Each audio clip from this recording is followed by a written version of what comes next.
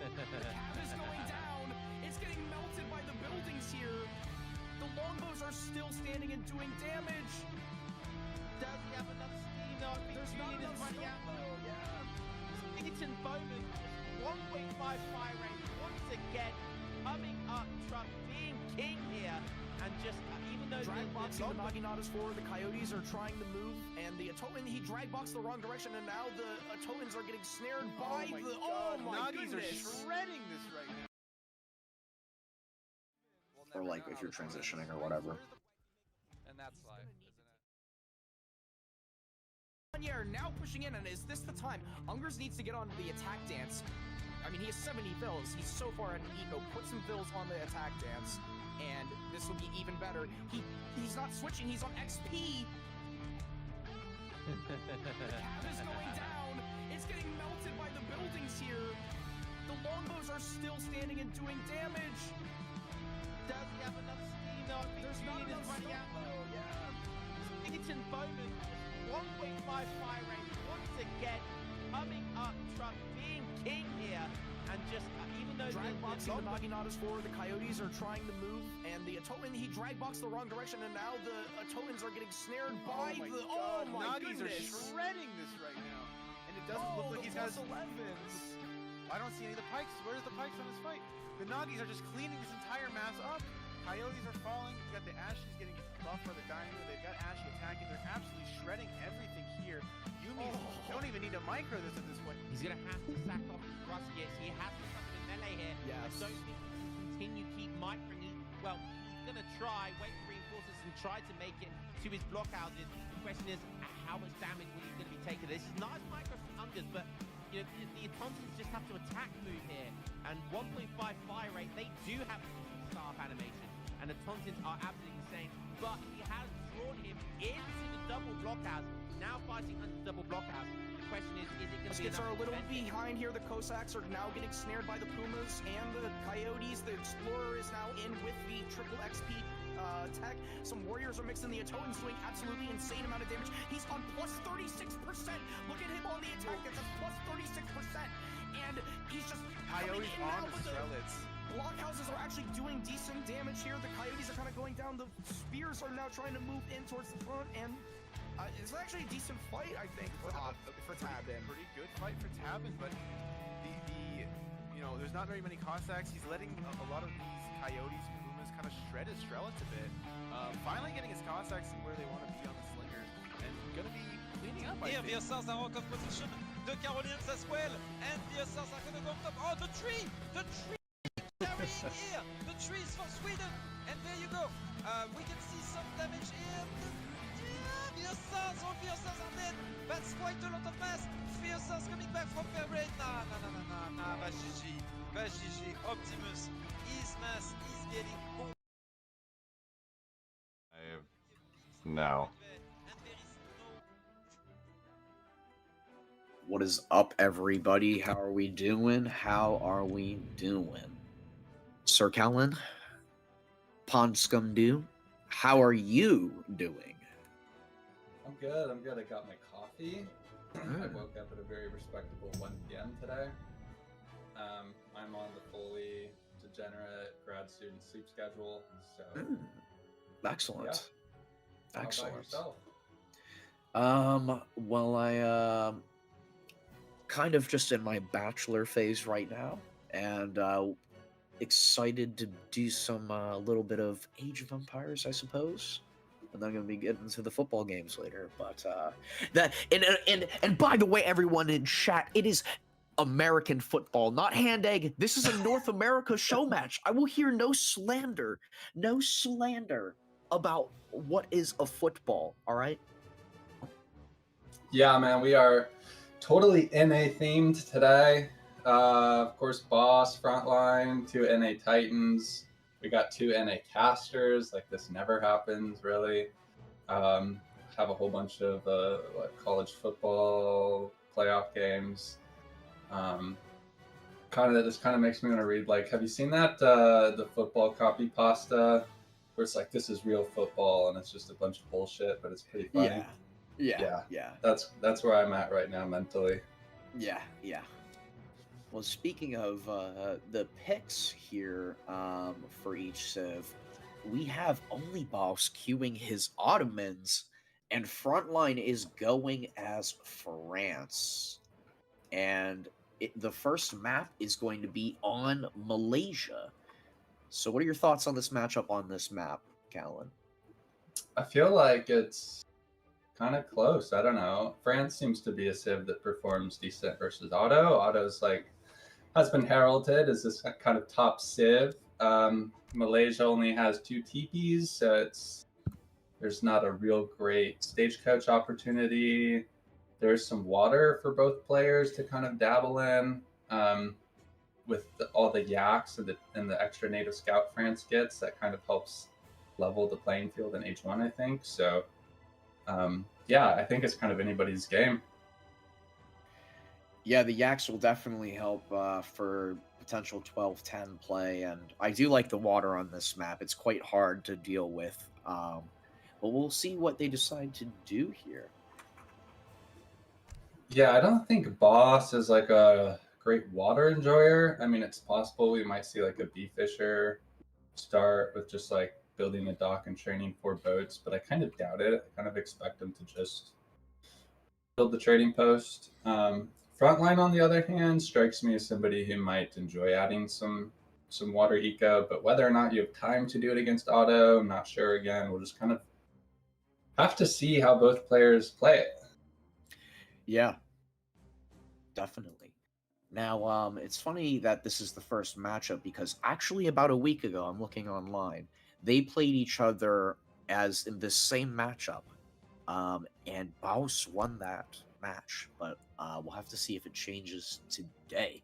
What is going on, everybody?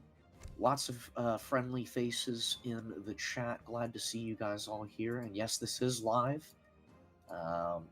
So, of course, we will be doing no civ bans and counter picking. So the loser will counter pick the second game and then reverse, so on and so on. My camera is not 1080p. Oh, hold on, chat. Hold on here. Unacceptable. Let's refresh. Yeah, I will mention too, like these players are currently respectively placed, I think number 4 and number 8 on the ladder. I think a couple of days ago, they were literally right next to each other. So I think Boss has climbed up a few spots, but we're definitely going to have some excellent gameplay as a treat for us on this Saturday. And we do have the very prestigious, I'm not being sarcastic whatsoever, #1 NA title at stake here, which has long been attributed to Frontline, but Boss has been active lately and he's had great showings in the tournament. So yeah, I'll have to change up my little copy pasta from Frontline to Boss if Boss ends up taking this. I'm a huge fan of copy pastas, and that is the more than the bragging rights of being #1 NA player. Your copy pasta gets updated, and that's really what matters here. Yeah, for sure. All right, so the other maps, for those of you who are curious, map number 2 will be Pampas Sierras, Lithuania, Pomerania, and then Fertile Crescent. And then, if needed, map 6 will be Himalayas Upper, not Lower, and then Mexico. Some interesting maps. I can't conjure an image in my head on a couple of them. Yeah. But we will be heading into the game in a few moments here. They're loading it up. And do we get predictions? I see Mr. Robrot in chat. Hello there. Guten Abend. Could you be so kind to do that for us, please? Yes. So, game 1. In this NA show match, we have Frontline, Bonning in the southwest in the color blue, playing Franz. And then in the northeast in the color red, Mr. OnlyBaus playing the main squeeze Ottomans in the color red. Map is Malaysia. Both heroes looks like beelining for the trading posts, and I'm expecting each one to place one down. Yeah, so looks like Frontline here is using his native scout wisely on the shoreline as well. Definitely want to maximize the number of yaks you can pick up. Going to be seeing a nice little 55 food treasure in the middle, most likely. And it doesn't look like he was chopping any wood. Most likely going to be waiting to see if he finds a wood treasure or maybe just even 1210. So, yeah. Looks like all the villagers on food. TP being put up by Auto here. Yeah, this is a 12-10 map for sure for France with all the yaks that they can. I mean, they're guaranteed to get like several of them at least with the Nat Scout. And also with the existence of some food treasures on the map. So this is just like classic France. And I'm expecting him to get a good 12-10 time because he's picking up this food treasure. And yeah, I mean, this is just like the new age way to play France. I mean, 12-10's kind of always been there, but especially since Julian, he put out this like little how to do H1 France guide. And honestly, I thought that was really good from him, where he's just like, don't chop any wood and like look for treasures first. And if you get a wood treasure, then you can consider going 13 and if you find a food treasure, just go 12-10. And it just seems to be how every player has played France since then. Yeah, and it makes sense. One of the few civilizations that doesn't need to get a house, but essentially has a 15 villager economy. Deleting the water buffalo in base here. Oh, but OnlyBaus coming in and sniping one of his friends from his base. You Quite love a to see it. juicy pickup. All Love right, to see it. so we did see rendering plant and a couple of water cards for Frontline here. Mostly anti-water, but there is a choice to go onto the water. If you take a look back at Boss, I did see, was it a Sublime Port? Okay, so he has Sublime Ports. Very interesting. Lots of options with that to either boom in any capacity, really, as auto with TCs or docks in this case. But we'll see what he decides to do there. Yeah, Sublime Port has kind of had an interesting, I guess, reimagination in the meta. It used to be a card that you would only strictly send in transition to age 2 and you'd age with 500 food. But if I'm not mistaken, Shake has been a player that's like recently popularized sending it in age 3, actually, or in transition to age 3. And I mean, you have a lot more villagers working for your economy to like gather food, so it can be worth a lot more. And the payoff you get is insane. And then you can build like town centers with that wood, you know, rather than like your H2 infrastructure. So curious to see if we see it and when we'll see it, if we do. But it's also like this is a small map. Like the distance between town centers is not that large. So playing ultra greedy could be sometimes a mistake. Little treasure contestation here using the native scout to melee down, and he snipes it very nicely, gets the last shot onto the treasure guardian, and then picks it up instantly. Very nice micro there. Yeah, huge pickup for Frontline.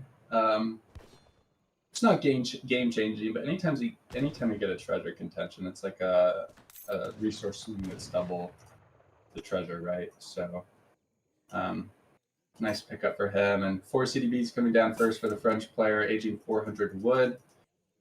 Pretty typical. I want to see if he's building any military infrastructure. Yeah, we see a barracks being slammed down in a very defensive position. So we might see like a kind of Musk semi. And for the Ottoman player, a dueling barracks. Yes, we see another barracks as well. So both players doing pretty standard things so far. The classic auto Mabur coming out at 4 minutes just to delete your explorer for the entirety of the game. Very nice. And although he's leaving it in base, 5 villagers coming in now for OnlyBaus. Yeah, this is I guess how we play Ottoman these days. We go 3-vil, capitalism, 5-vil, and it's so versatile. You can train some units and do like a semi-FF. You can like naked FF if you want. It just gives Ottoman, honestly, a really good economy, which they've traditionally been balanced around not having a good economy. So when they do have a good economy, they turn out to be just like a really sleeper strong civ. And yeah, 5 Musk, 5 Jan coming out for both players. We might see a bit of a contestation at each trading post. And I'm kind of expecting a semi-FF out of both players. Yeah, it looks like that 700 wood coming in now for France after the coin shipments. Heading south towards that TP line. The Mabur looking at the back of the base, kind of sneaky. Look at him prowling there, a little prance through the bushes. He does have a rather conniving gait about him. Like he's up to something, and I don't like it. I don't like it. I played a ladder game where I made only Maburs because they have the card that turns them into like intelligence agents, and yeah, they're a fun little unit, I guess. 10 Jans out, 5 headed towards the north TP line. Some coming down to save his own TP line. Frontline continuing to batch musketeers here. Yeah, it looks like Frontline's going to have enough of a military lead to take this trading post. Boss is going to lose a Jan. It's not the best trade for him, but I think he'll kill France's TP up top. So he might just be like a trading post type of. Oh, 3 husks coming now for Frontline shipping. So he wants to go actually for a bit of a timing. Yeah, definitely. And once this TP goes down, we do see the 700 coin for Ottoman on the floor. But his shipment curve will definitely be slower. Stable also in the mix for Frontline. So queuing Huss alongside these musketeer batches. I mean, I'm curious to see if this will work out. Like, I'm skeptical. I don't know. Janissaries are such a good unit. Ottoman has access to the better Minutemen, which bonus versus heavy infantry randomly. He's going up with the exiled prince. Okay, so he is up. The 3 Huss are on the field. Shipping 700 coin. You don't often see auto age fast. Usually it's either Delis or Abyss in my experience, but he's almost got that experience for a shipment. So it could end up. I think it'll favor him aging up faster, especially against this pressure. He'll probably ship 8 Jans first. But yeah, I don't know. This timing, I mean, like, this is what the game hangs on, this timing. How much damage can it get done? Villagers going inside of the town center. Bashabuzik's being called. Yeah, no Jan's coming out. Jan's trying to kite back. I mean, the Minutemen are getting great shots here on the Musketeers. But Frontline is taking this fight before any of the Janissaries can be upgraded to veteran. Boss is not sending his shipment. Like, that's a big thing. You'd really like to have units on the way by now, but he's just too focused on trying to micro this fight. And he's sending 1K wood. No. Yeah. Yeah, he changed that pretty quick. I mean, it's clear he's not really going to be cleaning this up. And I'm curious if Frontline's following this up or if he's aging behind. It looks like he wants to age. Yeah, 700 coins on the floor. So he definitely cleans up a lot of Janissaries, forces 8 Jans to be shipped as well, retains most of his musketeers, does lose about 4 Hussars. I mean, he honestly could, I think he could go with 1K wood now. If he was operating with like perfect information and you knew that Frontline was aging up behind this, I think you can batch like another batch of Jans and be fine, but 8 Jans is also great, and it's going to give him an opportunity to maybe clean this Musketeer mass if he takes a good angle here. The Jans do come out. Musketeers retreating to the shoreline in between the trees. A volley from the Jans going off. Nice little change of formation to make the Musketeers very tight within the tree line so they wouldn't path around each other and get out effectively, then going back into the standard formation. Frontline is the OG inventor of defend mode. Like, you see every player use defend mode constantly, especially with their cavalry units. Like, Frontline was the person who started that. in quick search, and everybody just kind of saw how good it was. So he's always. I also saw Frontline using the what is it? It's a new unit formation that came out in one of the patches where you can like what is it called? Like patrol. So you can like set 2 waypoints and a unit will just move indefinitely between them, and he's the only player I've seen actually use that. So he's a bit of a unit stance enjoyer for sure. The Jans do catch up eventually with these musketeers. Skirmagoon being batched with goons on the way. 2 falconets for OnlyBaus being shipped. Veteran Janissaries coming in on the backside of this as well. He's gonna fall back here. Falconets coming from the TC to the middle of the map. France going skirm goon, so not electing to do Oh, 2 we'll fouls. see this with the Mabur as well. That's really nice there. Yeah.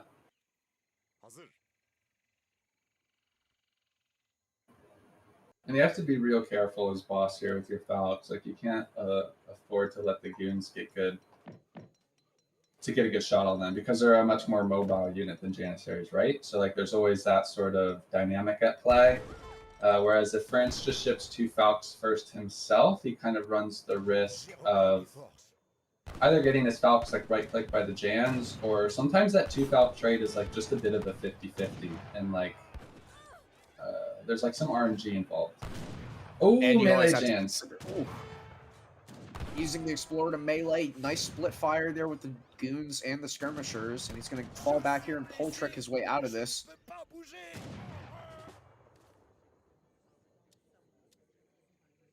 Yeah, you always have to run the risk of Spahi on the way as well.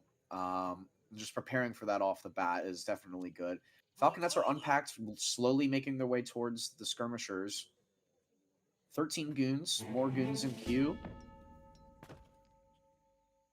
Think we might see 2 falcons here for France. No, Cav combat. Okay, so he wants to just kind of goon it out. Well, he changed his mind. Skirms. Okay. We love gooning it out, don't we, chat? And some of those previous musketeers in Age 2 defending the herds, and skirms being built up, moving towards the edge of the map as well. But the scouting from the Mabur is really nice. He's going to get a lot of information on where to attack and harass his opponent from. Lots of Dragoons in the north, but Baus is pushing in the south. Yeah, man, this spy is just so good. Boss does such a great job with it too. He always uses it smartly, choosing to pressure the eco. But I mean, the Dragoons here are just like running more into one melee Jans. But back in the day, like back on Legacy, you would often see a lot of Dragoons being used versus auto because their units just like didn't perform that cost effectively versus them, and auto traditionally had a poor eco, and so you would just kind of run around with Dragoons, and like that's kind of how the matchup went. And it's interesting to see Frontline kind of return to that style of play. Yeah, I don't know. 1K wood coming down, so like I think auto wants to transition into like a more late game eco style, you know, secure some map, like lay down a town center or 2. Frontline adding a dock on his side of the pond. Did he ship 1K wood, France? Let's see. No, he is not. No. I wonder if we'll see. Oh, this is a big pickup, though, Wow. actually. 4 CDB on the coin mine. What a Sniposaurus, and these guys are just going to get blasted. Launched. Yeah, CDB are strong, but I can't. A couple heavy balls of iron will, you know, put them down. Yeah, definitely. And that was just really smart by Boss, right? So when you push that hunt, he saw the 4 bills, escaped to the right, and so he kind of figured they got to be over here somewhere. Artillery foundry going down onto the side of the Ottoman base. TC going up onto that mine and hunt. Well, yeah, really conservatively placed town center, honestly. I think I would have liked it to be more mid-map, like securing that hunt and mine closer to France's base.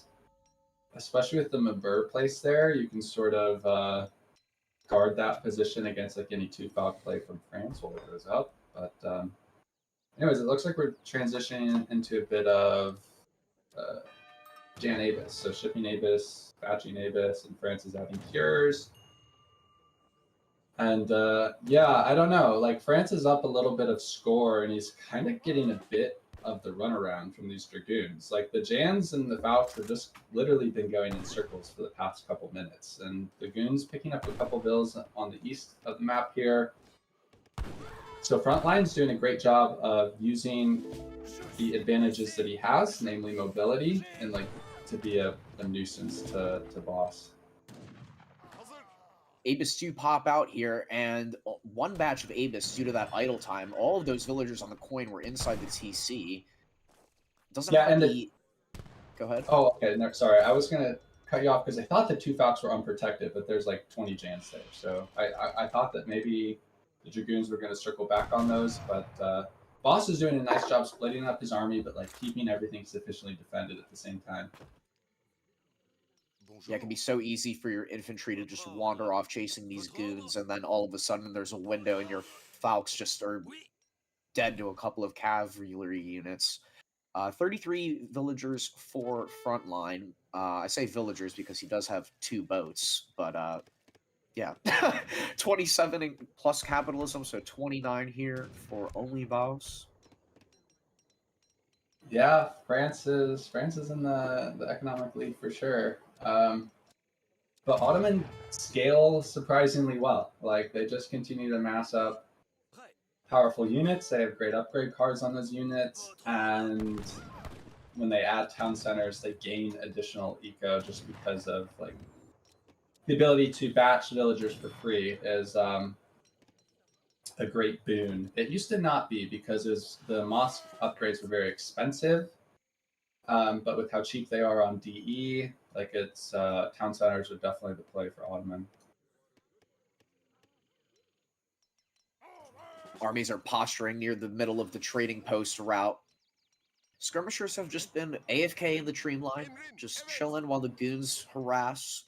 11 Abus now onto the field, adding more curs. Falconet's get a nice volley onto the skirmishers. Yeah. Could have went worse. But they got and the lock on because of the Mabur. Oh, that's so cheeky. Oh my God, yeah. That feels bad for Frontline, but well abused by Boss. AoE 3 is like become a bit of an LOS game, especially when artillery is involved. And yeah, I'm surprised that Mabur is like still up. Like it just hasn't been scouted by a hero or a spy. He sees all the curs and he's gonna back up now. Yeah, I think he's definitely gonna wait. He's waiting for Jan combat here. Does France have cav combat? Okay, so that's on the way. So both players kind of don't want to take an engagement until they get their big unit upgrade in, and that's smart. And it's gonna be like a kind of micro fight, obviously. But I think both of these militaries are fairly evenly matched right now. And I'm smelling a big engagement coming up, which may decide the game. Abus and Falconets moving towards the front, gonna poke at the French skirmishers here near some natural resources. Blunderbuss and Greatcoats coming in for a potential CDB pull. There's lots of CDBs over on the housing side up there. I think that this is going to be go time for Frontline. I think he's going to pull these bills in with this next cure batch. He's got 4, and yeah, it's going to be go time. Otto's forced to drag box flip his army, melee Jans, cure Sares. But yeah, the addition of these CDB I think could help swing the fight. But this is a lot of cavalry just like diving in versus melee Jans. But both Falcons go down. More reinforcing cuirassiers coming from the east. Not a lot of skirms left, so the DPS here is not as high as it could be for the France army. That said, it looks like he's going to come out on top, but like... He still has 5 Abus of those 11. More Abus coming in. EDBs are just absolutely sniping here. I think this was a more efficient trade for the Ottoman player.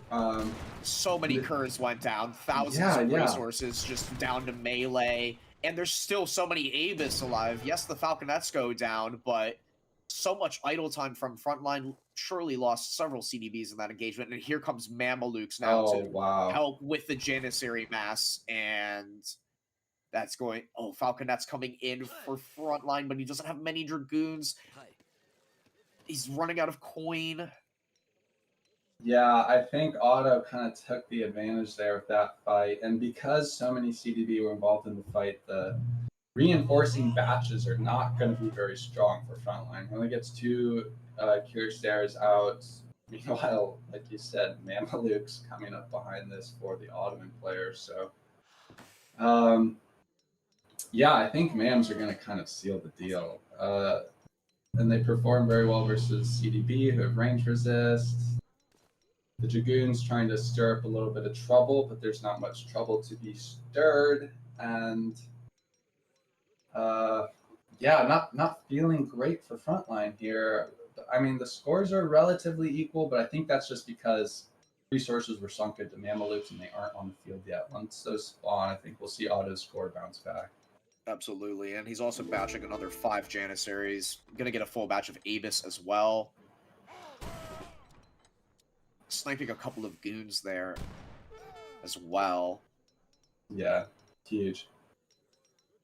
Second dot going up onto the north side for Frontline.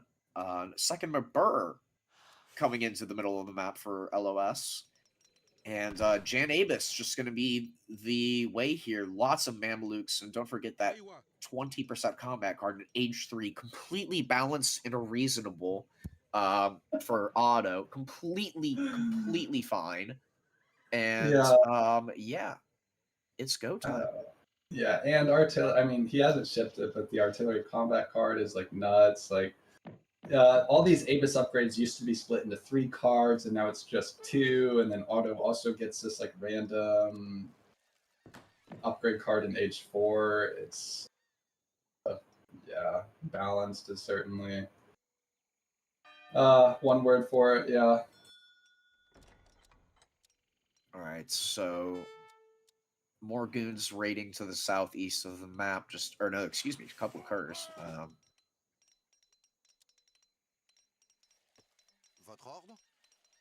I think so. Goes trapped up there. It could be spicy if OnlyBaus goes up there. He doesn't scout it though.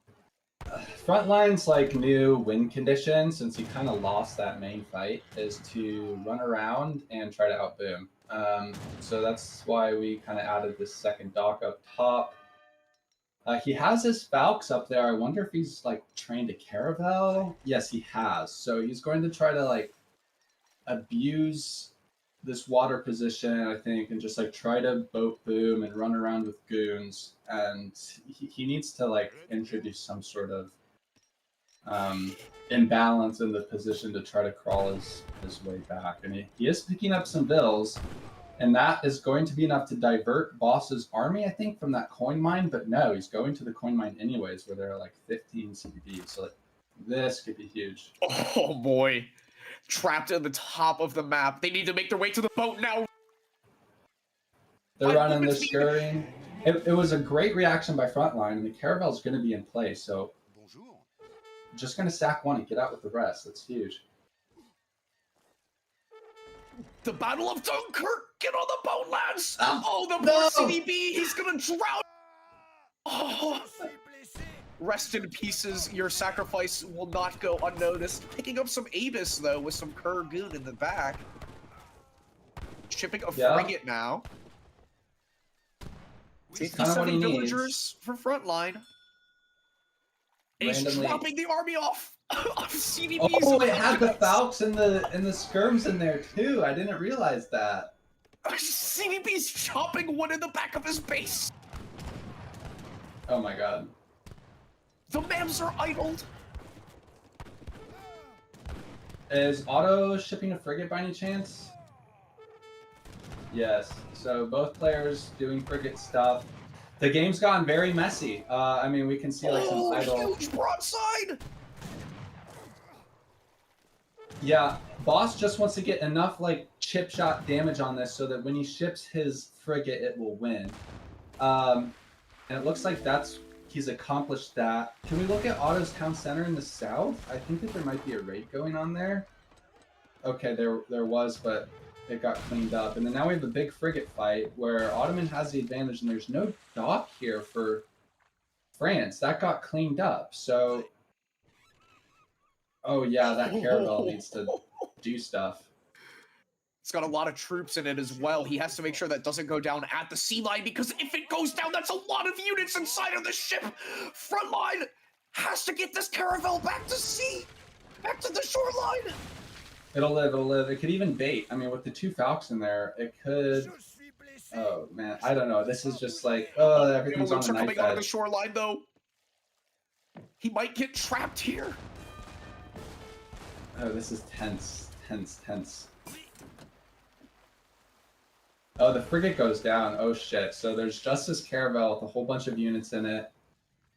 And Boss is like kind of putting all these units into a corner, and I think he wants to trap them and sort of clean up France's last hope here. Oh, there's so many CDBs in the boat as well that have been idle this entire time. Oh, okay. Yeah. Falconets and skirmishers with CDBs in the Ottoman town center. Lots of goons running into the melee mass of the Mamelukes. Somehow gets out of that cleaner. Baus is idled on 45 villagers. He also has 13 idols inside of the TC shooting at these dragoons. Somehow the villagers are just walking through all of this. This is absolutely wild. Yeah, I don't know. I don't know what the hell's going on. I'll be honest. And the villagers on villagers. And the CDPs are meleeing the villagers. The Mams are coming back. Very few skirmishers, lots of dragoons there. He's doubling back to the top of Frontline's base again. He's buying a lot of time, if nothing else. Like, I think he's going to get cleaned up here, but this whole time he's been kiting, the goons have been doing good damage versus the Mams. So, like, trying to whittle down their HP. And the boat boom is sort of kind of flourishing in the south of the map. That said, Otto's stacking a ton of resources, and I'm not sure what they want to do with them. Like, is he just not training units, or does he want to age up? It's unclear. And I don't know, like the path that these Valks have taken in the last minute has been just absurd. Like they've walked all the way down to the south of the map, all the way back up, and now they're actually trading well versus the Jans. Oh, lots of low HP Jans, huge volley coming off onto it. The Mamelukes get over there. Here comes the frigate. He does get clean, but yeah, that's if we take a look at the HP of those Jans, so many low HP and massive broadside onto the Dragoons. Couple of Mams being healed up by an Imam. Now rendering plant coming in. He's on 67 villagers. And somehow, the villagers did an entire around the world and made it back to their base. Across the sea twice. And then down the back towards safety. That is a wild narrative. Like, that's kind of, I don't know, you can see that in a movie or something. So, it's definitely some scarred, some traumatized CDB right now, gathering coin. But they're gathering. And, again, like, Boss's mass, I mean, it's scary. France can't take it, but it could be so much scarier because he's just not spending his res. So it's giving Frontline, like, a small window of survivability. Do these Dragoons have the arsenal tech that increase their range? Yes, they do. It did look like they, so they have range. Because those Jans didn't get they were getting sniped. We do have Abyss Combat now in as well. So his army is definitely teched up.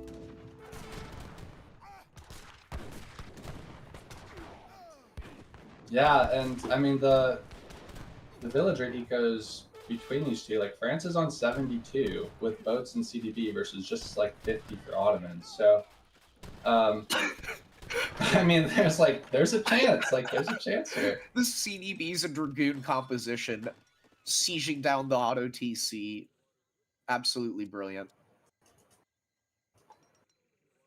House's Explorer putting down a foundation on that mine, but the goons are right there. Oh, he misses an entire batch of Abyss. Yeah, popped. I think when those needed to be queued up, and yeah, just like getting run around now. Some low HP vills. What's that Italian brain rot like? Runaroundo. Run Like, aroundo, outplayo, mento colosso, uninstallo. Yes. yeah, I'm getting a sense that that could be what's happening. But yeah, Frontline just playing this very well. Gillnets and rendering plants and long lines are in on these boats, gathering very efficiently on the sea here. Lots of fish on this map.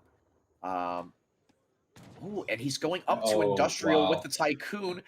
Baus is now coming towards the French base with a large mass of Jan Abyss. Oh, wow. Huh. Just right-clicking that town center at 27 minutes, and it's somehow the right play because he's aging. But I think he holds. I mean, Minutemen, he's got like 25 CDB, I think, that can be involved in this fight. With the goons coming back now, at the very least, the Age of will get it. CDBs and Dragoons hammering down onto the Janissaries. Abyss are tanking a lot of the CDB fire.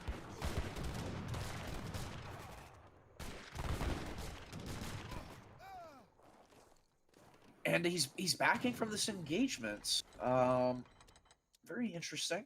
I mean, yeah, he could be. Also, he's adding a second dock now. Does not have gill nets yet. Lots of wood. 1K wood. He must have. He already sent 1K wood, but he's got 1K wood in the bank, rather. And he's out of coin mines, so that's... I mean, he's not gathering any coin right now. You want to see some of those fishing boats on coin. I think that there's still one coin mine left on the map, like down south, that he could maybe be gathering on, but yeah, a little We do awkward see for him. Frontline sending the church card while going up to industrial. Oh, that's gonna Goons are running seal the deal. around. Yeah, the old guard could be huge here. He's stacking a lot of food. He cancels the church card, now going for 2 heavy cannons. Oh, I'm not sure that's... I mean, maybe it's safer, because you don't have to... I mean, the church card's a lot of food. And the 2 heavy cannons will probably be, I mean, not as much DPS, but I think enough DPS that he needs. He does also have a tower in the back where another town center is going up. Villagers are gathering the coin safely. That's his shipment point in the back. Baus is now running to the back. He's going to try and destroy the church. Like something is coming there. Church goes down. Doing a decent amount of damage here. He is.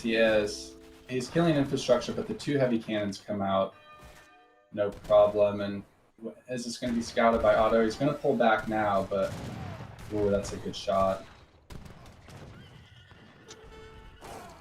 Oh, massive volleys! Love seeing Jans go flying. Look at all those dead Abyss on the ground where they belong. And Boss is nowhere near aging. Like, Frontline has actually crawled himself back into an advantageous position this game. Like, Guard Goon now, he has 2 heavies on the field. Granted, they look kind of stuck between a house and a market, not the end of the world. Rebuilding the town center, and the next card can just be the church card, and like Guard Goon, Old Guard. That'll be a pretty good unit composition, I think. Even getting smokeless gunpowder for plus 10% to his musket units from the Jesuits. That's real nerdy. 40 damage here, 330 HP. He does find the Mavur.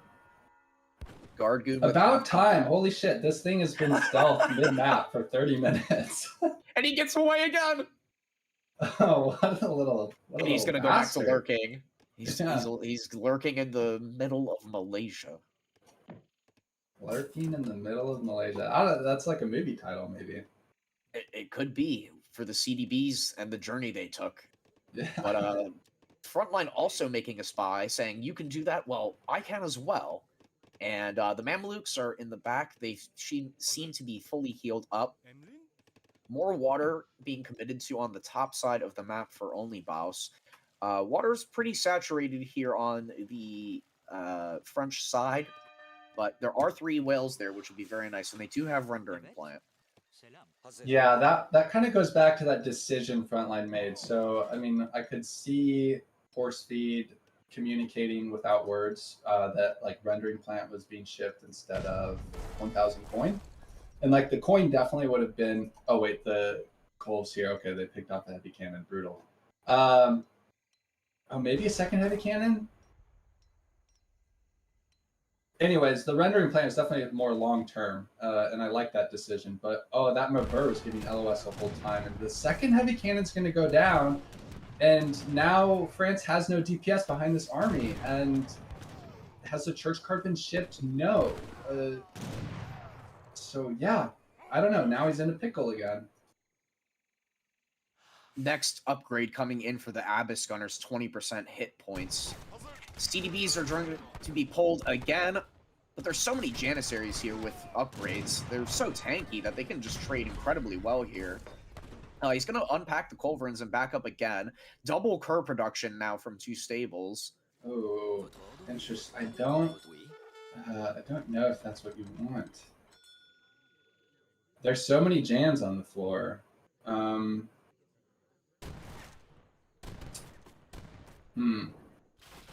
I don't know. It's tough for France, right? Because his coin income is limited to 12 boats on whales.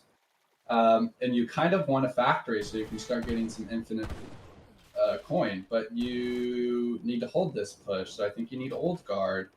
And he's going to ship Old Guard now. Oh, wait. The Kursk are going to batch right on top of those holes. They do pop out onto the Culverins. Baus doesn't notice. He now drag boxes to the are flanking from the left as well. They're going to go onto the Abyss guns. The Cuirassiers are dealing with the Culverins. CDB pull coming in from the left-hand side. Wow. Goon's getting a very nice line concave. Minutemen being called from the new town center. Janissaries going into melee onto the Cuirassiers. Curs do go down. Jans are walking forward, but most of the Abyss guns are down now. And he's going to completely retreat.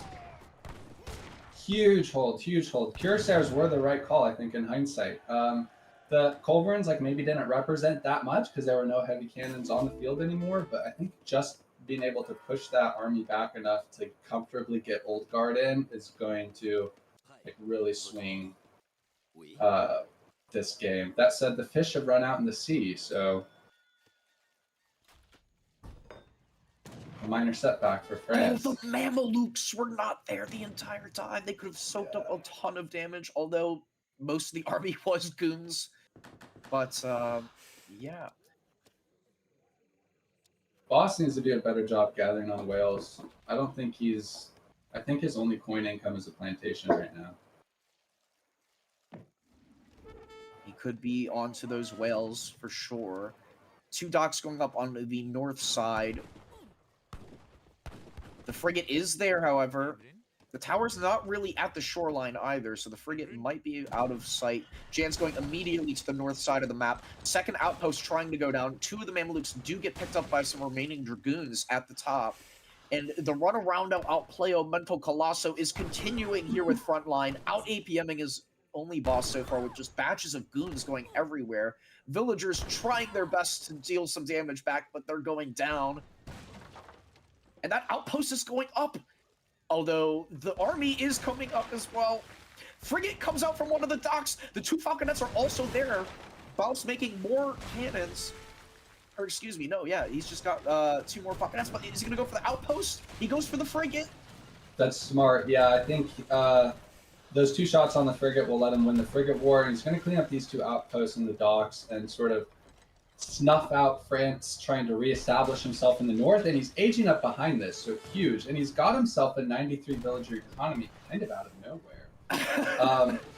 And so, okay, there's nothing in that frigate. I thought for some reason something was going to pop, but yeah, God, this game is just like so back and forth. France is up a lot of score right now.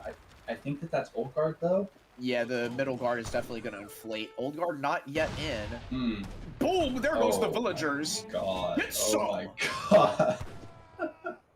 deleted them, sent them flying, and he's The gonna dudes have press been it. idling this TC for so long as well. That's a full mill and a state worth of villagers inside. Yeah, this is gonna be a huge pickup for France, and I think he will get it. Is Auto aging up with coin, I suspect? Yeah, Tycoon. I didn't know if like we could get a cheeky Spahi pop, but the exodus of villagers now trying to be done, and they will get out of there, most of them.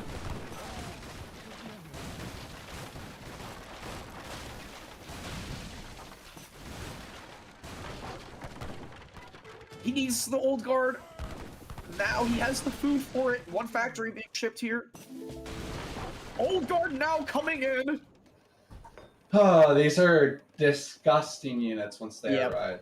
Yep. I mean, I think that they're better than Imperial Grenadiers. Stats wise, I think they have like slightly more HP and more melee. Okay, no, sorry. I think Imperial Grenadiers still have more HP, but These guys are gross though. Although They're they are so looking gross. very fresh. Very fresh in those uniforms. they're pretty trippy. That's for sure. Oh yeah. I Yeah. need that hat. We need Isak Napoleon Old Guard hats. Can we make that happen, Baron? Can we get that? Anyways, sieging down a lot of infrastructure here. That's 1,000 wood going down the drain and a TC. He might get trapped here. Like the reinforcing Old Guard are behind him. We have 2 bombards coming out for the Ottoman player, and yeah, Frontline has to And split up his army. Guard-Jans! He's stuck here, and Oh! here comes the Guard-Janissaries with the artillery! I think we might see a quick wall here. The villagers are in place. Oh, they're gonna do the quick wall! He's complete! The Great Bombards are gonna unpack! Oh my god. Huge Oh, wow. volley! So well done by Boss there. The reinforcing Old Guard marching through the middle of the map. He's going to be sealed off here. He's trying to kill as many villagers as possible. The Dragoons are attack moving. The Old Guard are trying to retreat. Sieging down houses at this point is very wise with the amount of one-tap potential these guys have. 69 siege attack with a 1.15 multiplier against buildings for some reason. The Jans, don't forget these guys have 60% range resistance. The Jans are trying to get on top. Great Bombard sniping a couple of the units there. Oh, the frigate blasting from the north. Somehow Frontline like kited his way relatively okay out of that. I feel like he killed a lot of villagers this whole time. And Yeah, look, he's on 74 villagers now. He was up at around a lot more than that at this point with his 3rd TC and some more of those boats. yeah, and 20 of Sniping those some more. bills are idle. Mercantilism coming in for Otto now. I can't tell you how many times he's been in such horrendous game-losing positions behind his base, and he somehow just escaped with like 30 CDBs. His entire cav mass, falconets, and infantry. It makes no sense to me how he's been able to escape, raiding more villagers, and he's gonna Oh wow. the goons onto the Great Bombards, and he stopped drag boxing. He stopped drag boxing and loses a Great Bombard. Oh, but that is a lot of dragoons going down. I think it's worth it though. Like that bombard represents so much DPS. Doing more run around. Like what a game we got for our first game. Just insane. We are approaching 40 minutes of gameplay. Oh, the Old Guard are AFK. They're AFK. But so is Baus. Oh, the Great Bombards and Falconets unpacking. Are they gonna get a snipe? So many half HP Janissaries. Yeah, that Old Guard mass. I mean, unless the artillery gets shots on them, these Jans will just slowly get kited, and just pulverize. Oh, heavy Horse horse artillery. artillery coming out for France here. With the Old Guard, the heavy horse guns unpack. Oh, what a snipe from downtown! The goon's flanking from the east side! He's collapsing down onto the middle. The Great Bombers only killed 2 old guards! I think that this could be a clean for France. Where's the horse artillery? It's coming up now, but they've been out of the fight. The Great Bombards go down now! Second factory for Otto coming in. Oh, guard conquistadors with their area of effect damage. He's going into melee with these guards. They do have AoE and 64 melee attack. For some reason. My goodness. Just For some reason, that's a unit of grenadier. Yeah. Oh man. These jams all so low HP.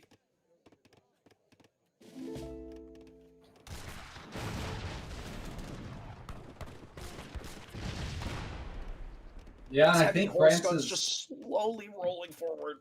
France's follow-up is just going to be goon artillery, and I think it's going to be pretty effective in this late stage part of the game. And Boss has to get like a lot of Colves out now to deal with this horse artillery mass, but they're going to get a lot of damage done. Oh, that factory's kind of exposed too. Yeah. Oh, massive damage from the horse artillery and grenadier. Oh my goodness, the area of effect. The Colves came out for auto, but I think that artillery foundry is down south, right? So I don't know. Yeah, they're going to be exposed. And the Dragoons are right there, and he's not unpacking quite yet. Oh, what a dodge! Horse Splitting guns the are so floor. good. Oh, they're so fast. They're so speedy. Boom! Oh, the Jans are now getting on top of the guns going into May. Pass! Oh! I think this is going to be GG. Refrigeration coming in for Frontline. More heavy horse artillery. Fully carded Dragoons and the factory on 150 HP, and it's going to go down. GG. What an insane game for game number 1 on Malaysia from North America's best. Yeah, I think we got a series on our hands. Holy shit. Great game. Like there were multiple points where I thought Frontline was behind and just like crawled himself back into it. And yeah, just military unit pop. Yeah, I mean, Boss is ahead for a large chunk that mid game. Going from losing his TC, double docking on both sides.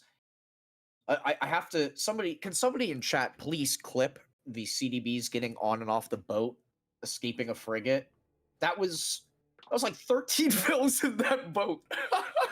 I honestly thought the game was kind of over for Frontline at that point. I'm like, he's just got 15 CDB and 2 Falc. Like that's his entire army, like waltzing behind Boss's town center, and they get out. The 4.5 movement speed of CDBs coming in absolutely clutch there. They would have been. I mean, he had Mamluks too. I don't know how they just. Yeah, wow. Yaz AoE. This is a best of 7.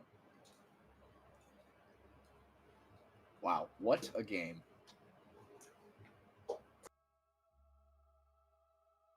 All right, so the next picks are in, and it is going to be OnlyBaus as the British versus Frontline's Hausa. Oh, weird matchup. And we're on Pampas Sierras. That map, no TPs, of course. Lots of llamas around the ponds, I believe. Unless my GK Shaman AI is failing me right now. Fun little map. Yeah, that is Pampas. Yeah, does it have the 2 pawns? I'm thinking of maybe just regular Pampas. We'll see when we get in. Yeah. But yeah, I think it's a no TP map with llamas. Of course, livestock maps are good for the Africa civs because they can task those bad boys up onto their little markets. And Brit is just a classic no TP civ. So I don't know. I hate playing this matchup as Brit. I feel like if I were to play as Hausa, I would never win though. So it's one of those weird matchups that I probably don't like playing from either side. I think you described me trying to play this game. Not a matchup I enjoy, but definitely unable to win from the other side. Very relatable. But yeah, I mean, definitely the livestock will change the kind of flow of this game. But Musk Longbow, pretty solid against Hausa, I feel. But it's also very difficult with the Fellaini archers. But we're loading into game number 2, guys.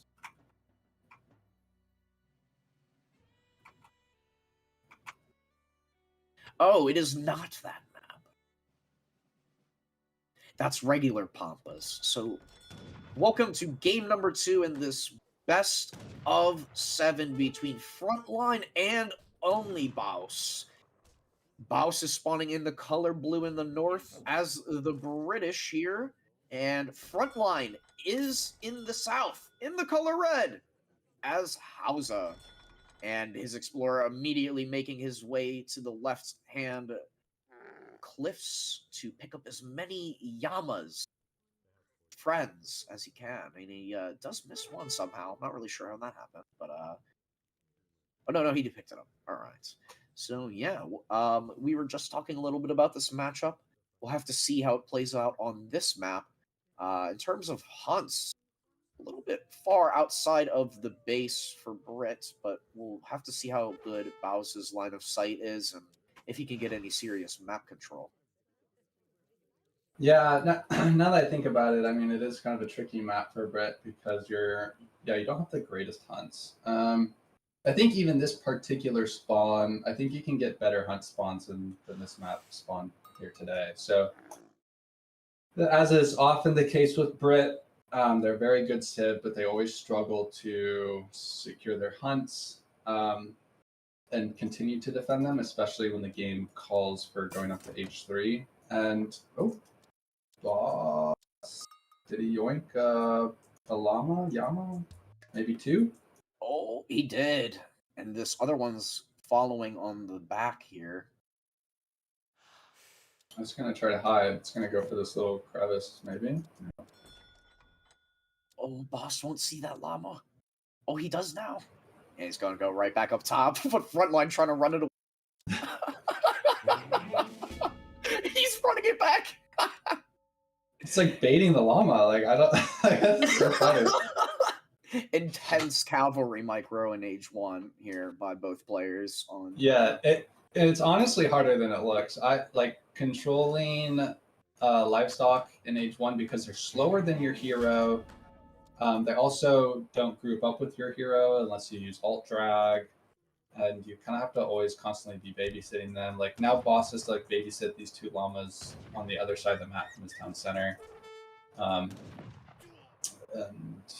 might see a treasure contention here. No, Boss is gonna get that. Oh, he doesn't he pick it up! And it's a llama treasure. Oh, that could God. be 500 resources essentially for Ethiopia. TYSM. Well, this skin on the Hausa hero is really nice. I've never zoomed in on it. It's kind of a pretty boy up on his little camel there. Yeah, similar to the old guard. These guys also have some Gucci slippers on their camels. Very dripped out. But yeah, we do see the decks here for both players. Grants a small sum of food for each field. Palaku code, a nice little all across the board eco card. Silversmith. And we don't see any Habesha, but what is that Age 4 card called down there? The not that one. That one. Habanaya. Yeah, so exchange them. All of your cattle, replace them with unfattened calves for some influence. H2 coming in, no doubt going to be the governor from Brit. Yeah, I'm anticipating that. I want to see him kind of herd in 2 of these hunts that are kind of further from his TC. He could even possibly herd the hunt on the right side of the map and get it through that choke and potentially wall off that choke. And then he has like a nice little quadrant of this map that he can gather lots of hunt from. I'm curious to see how Frontline plays this. So I'm not super familiar with Hausa, but from my experiences in ladder, you have that one Hausa player who's like 2k elo who just like makes a shit ton of what are they called? Like the cavalry units. Yeah, the Raider. Yeah, the Raiders. He gets a ton of them very early, and if you're not preparing specifically for it, it can totally overwhelm you. But Frontline has Silversmith in deck, which seems so weird to me. And like, does he want to go for some of those like desert units? You know, like the Desert Archers, the Desert Raiders. Oh yeah, the Outlaws. Yeah, Sure, but he is going up with Songhai, so that is the Cav age. He looks like he's going to be placing a palace back in his base or a university, and that will be going down right away. The tower comes out for Brit here.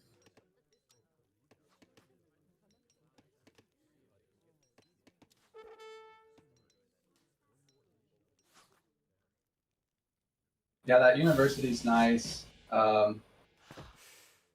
Shame. Yeah, I don't think he can get it within range of the native TP and his town center at the same time. So yeah, definitely not. But we do see the war camp builder moving forward again with the native scouts usage by Baus. Really great information.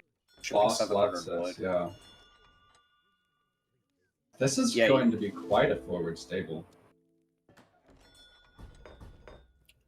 Palace of Amina now coming in with snares. So he's getting his market tax, getting his influence, and a fort will come forward here. Yeah, and I think that the 300 influence that gets sent with that card will be put towards the Songhai big button, I think, at the town center. Yes. And did I see a longbow in queue? Yeah, I think that was a longbow there. That's quite risky, especially against Hausa. Yeah, especially, and I think he scouts that that's a... Oh right, the war camp. I forget that the war camp for House will constrain every unit, so you don't know for sure what'll be produced out of it.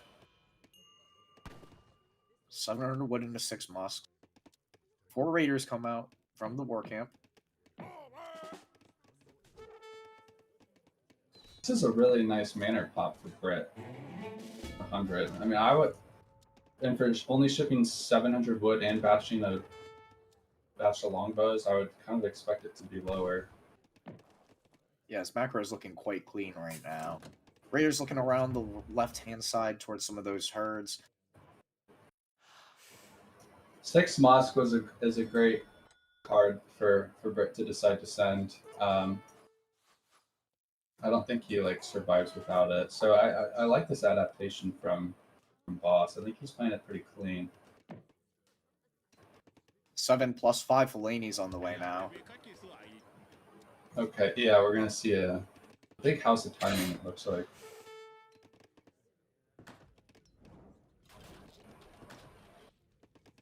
Using the Raiders' decent siege to get some of the line of sight removed from the middle of the map.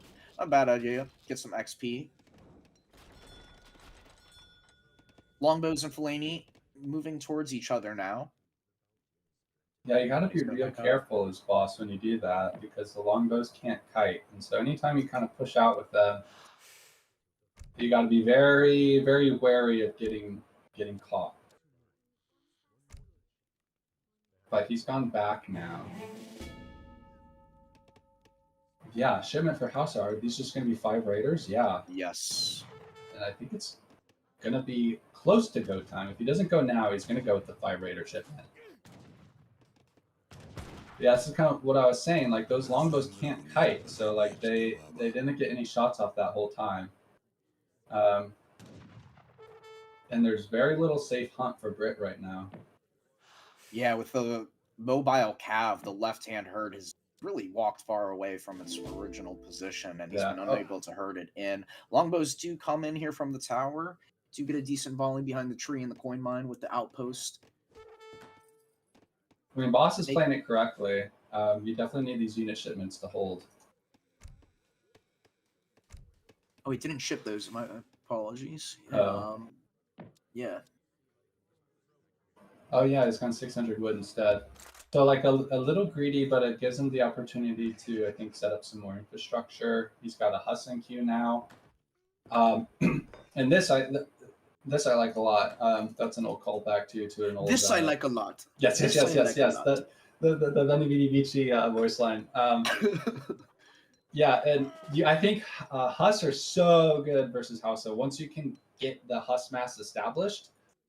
Because right as we can see, he's just gone for the Fulani Raider composition, so Huss performed very well, and even Javelin Riders, they're very good units, but they have range resist, not melee resist for a Cav Archer unit. So they can also get cleaned up by Huss, to be honest. Like Huss performed pretty well versus Javelin Riders if they can connect. So yeah, and Hausa hasn't really gotten any damage done with their aggression. So I like Brit's position here. Very healthy, massive units coming up for Brit. Yeah, look, he's using the patrol mode. This is what I'm talking about. It's not even a stance that you see if you use like legacy hotkeys. Like you have to be a real D enjoyer. Wow, look at that.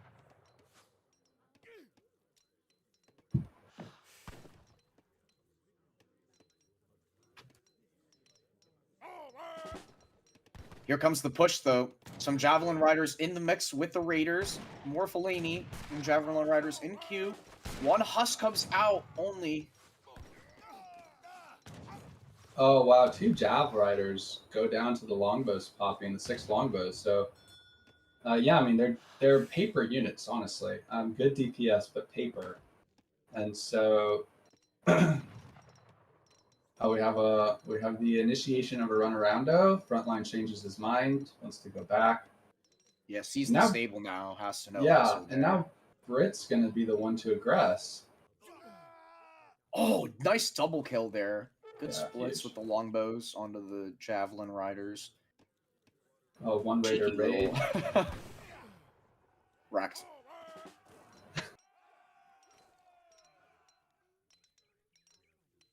This will be a healthy Huss batch, I think. Yep, he's gonna get at least 4, and he's gonna push now. So, does Frontline elect to defend his war camp? Does he try to go for a big raid instead? The Brit, I think, just has the better army here, and so it's hard to take a fight that you can't win.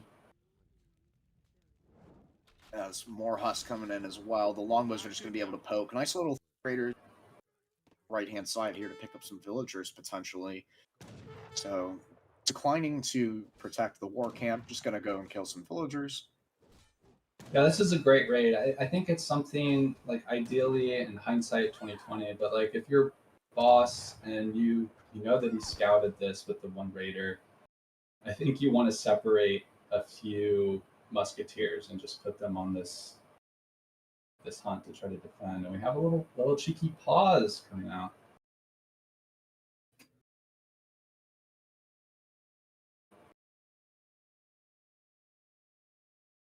I don't know about you, but if my food is... Oh, the game is unpaused. Anyways, yeah, okay, so some Huss come to pick Raiders. A lot of Huss. He's selected all of the Hussars. He's going to leave a couple there. Hausa's aging. Interesting. And he's getting the fast age up. He's aging up with Hausa. Oh, some Jav Riders might get picked up here, though. There's a... Oh yeah, those are dead. Let's see the splits, Boss. Splits. Okay. 4.5 Jav Riders going down for free there. This is going to be really scary for Hausa to hold. I don't know what they have in H3, but I think they just have like kind of normal unit shipments, right? I mean, they have the Berbers, but otherwise you have to tech up your army, which costs res, and etc. But I mean, this like little pallet can be enough to destroy Boss. He sees the age up now and he changes his mind. He says it's go time. But that little bit of buying time could make a significant difference to like have Frontline get his veterancy upgrades and whatnot. Oh, where's the anti-cap though? Yeah, I feel like he's been trickling a lot of Javelin Rider. His anti-cap mass is surprisingly quite low at the moment. Age of Wood is on the floor. We do have a Griot trying to speed up some production, maybe, or slow down some units, but the Longbows and Musketeers are in the back of the base now. I mean, Javelin these units Riders are on the wrong side. The Raiders are not teched up either. More Javelin Riders in queue. Fellinis are trying to snipe down onto the Musketeers. Longbows are just raining down. Yeah, I mean the Raiders were able to clean up the Husk mass, which is big, but I don't think any of these units are teched up for Frontline, if I'm not mistaken. And so that's tough. I mean, that's real tough when you take a fight just after hitting H3 and you aren't benefiting from any of the stuff that gives you. You know, you don't have a unit shipment in, you don't have veterancy. I think Boss is in a really great position, and I think I'd like to see him cancel everything in H. I don't know. But he's electing to stick it out in H2, which I think can also be the correct decision. But yeah, he's kind of going on a wild goose chase. Yeah, the Fellinis have extra speed, so he's never really going to be able to catch that army. But again, running around for about, what is that, like 10 Fellini archers? What's the red near the blue in the mid map? Okay, like a Jav Rider raid. I don't think they do very good DPS versus Bills. Yeah, trying to get a runaroundo on here. The Huss, I think, are connecting with those Jav Riders and we'll probably clean them up. Trying to get a snare on this Fulani army up top. Falconet's coming in for Frontline here from Hausa. So he did tech into the imported guns using that 1K influence. Lots of Javelin Riders here. Yeah, so I guess he wants to go Jav Rider. Oh. That's a lot of longbows. Yeah. 15 idols here for OnlyBaus.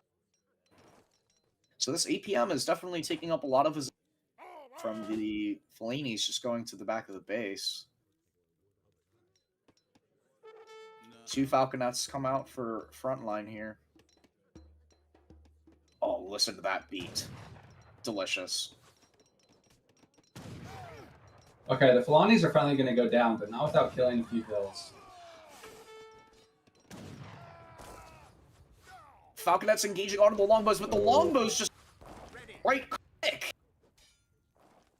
Yeah, there's just not enough stuff to defend these boys.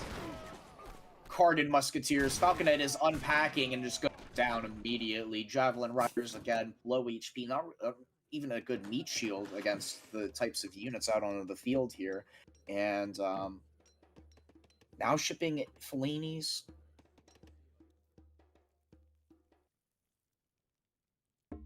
Did he? Oh, he might have. Let's take a look at the livestock. Yes, real and quick. yeah, so that game like 2K influence. So it's going to get like at least 3 talks out of this batch. Yeah, so...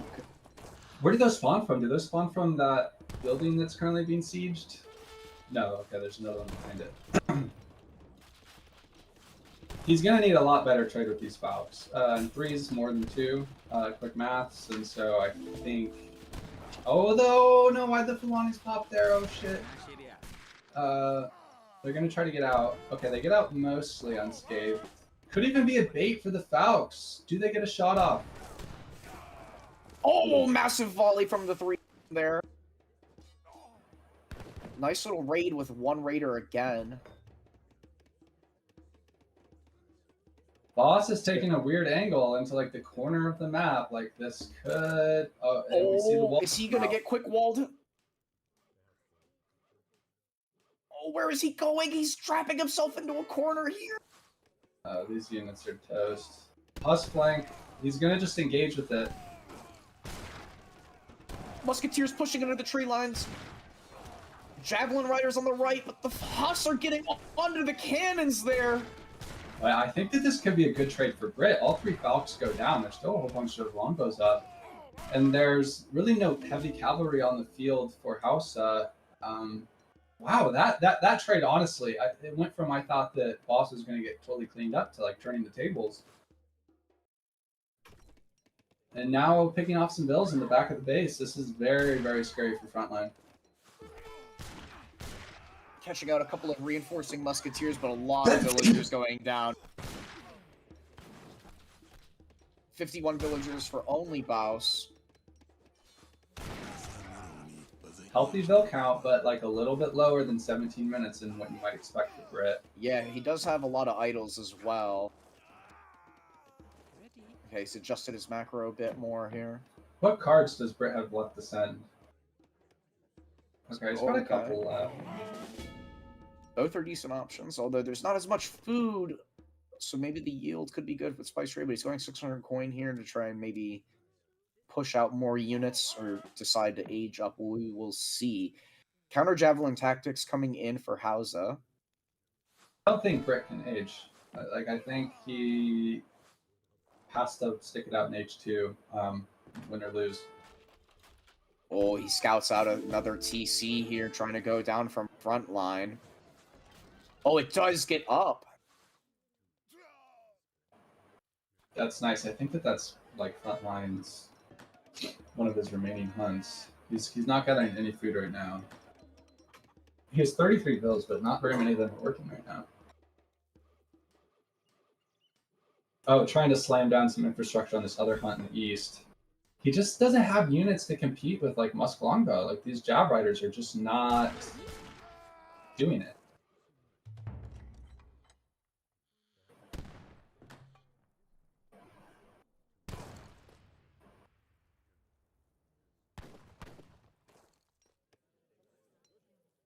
The food is definitely starting to dwindle on the map here.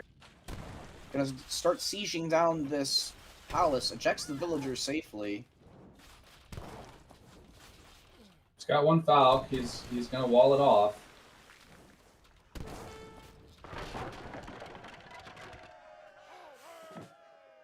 I'm appreciating these brief treaty camps we're getting. Shout out horse feed on the production chat. Let's get some O7 salutes for our boy in the camera room, catching everything. And this 3 HP Raider. Yes. Goes down.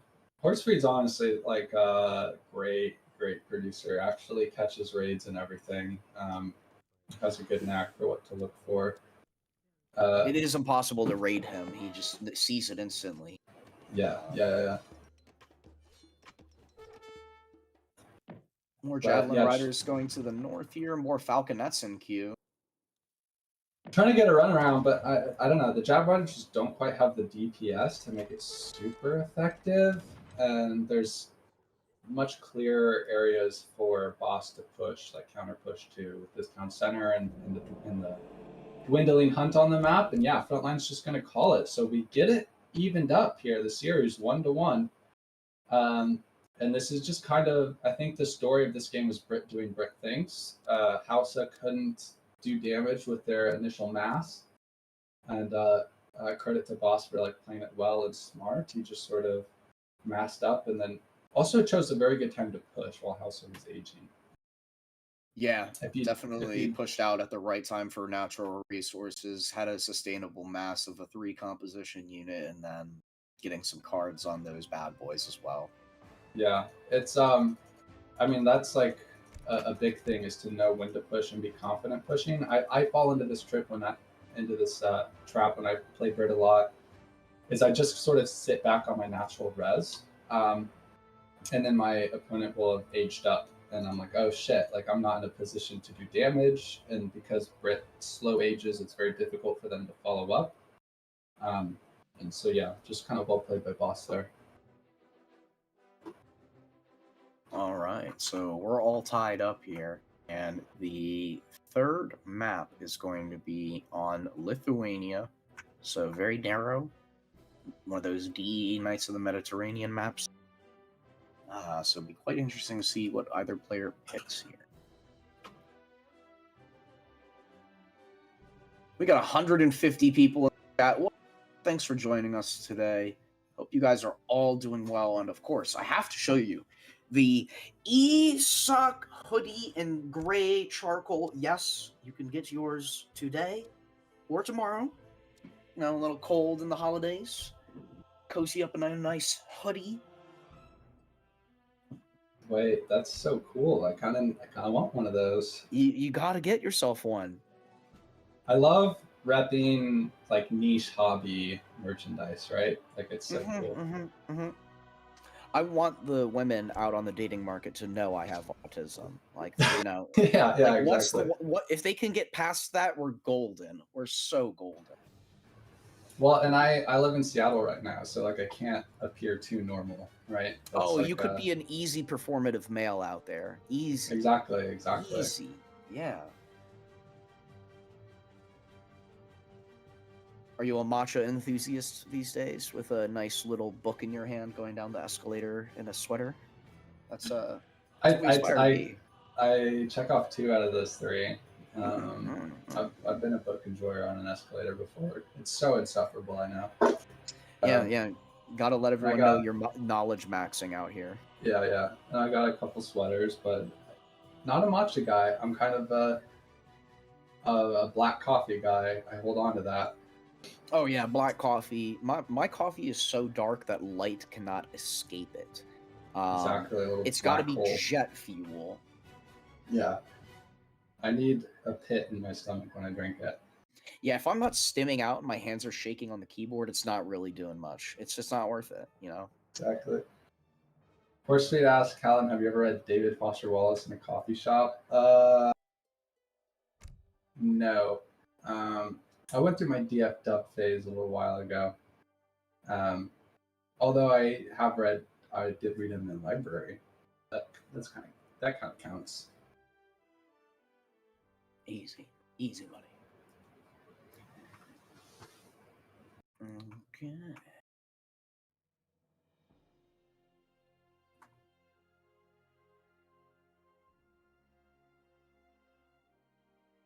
Yeah, I'm going to run to the restroom real quick. I'll be right back. Excellente. Chat, happy holidays, whatever you celebrate. Hope you guys all have a lovely holiday season. If your friends and family, loved ones, get yourself something nice. Get somebody else something nice, you know what I'm saying?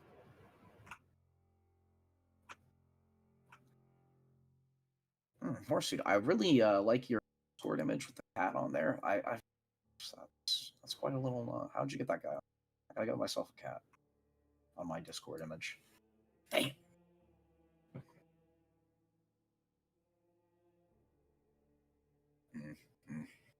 Speaking of which, where is my cat? Oh, there he is. I'm gonna show you guys my cat.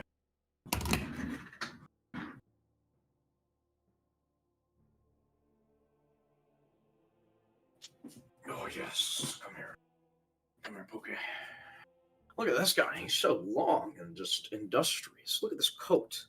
Beautiful coat. Just glorious. Oh, yes. Look at this guy. Just, oh, yes.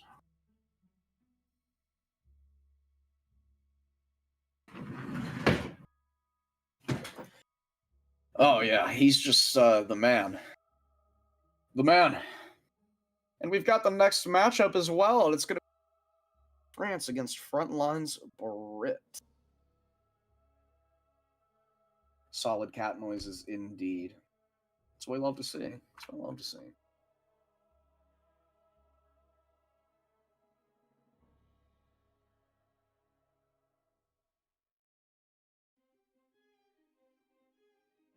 Good dog, indeed. Oh, you can actually see him back there. Oh, he's plopping down. Oh, he's just over there in the corner.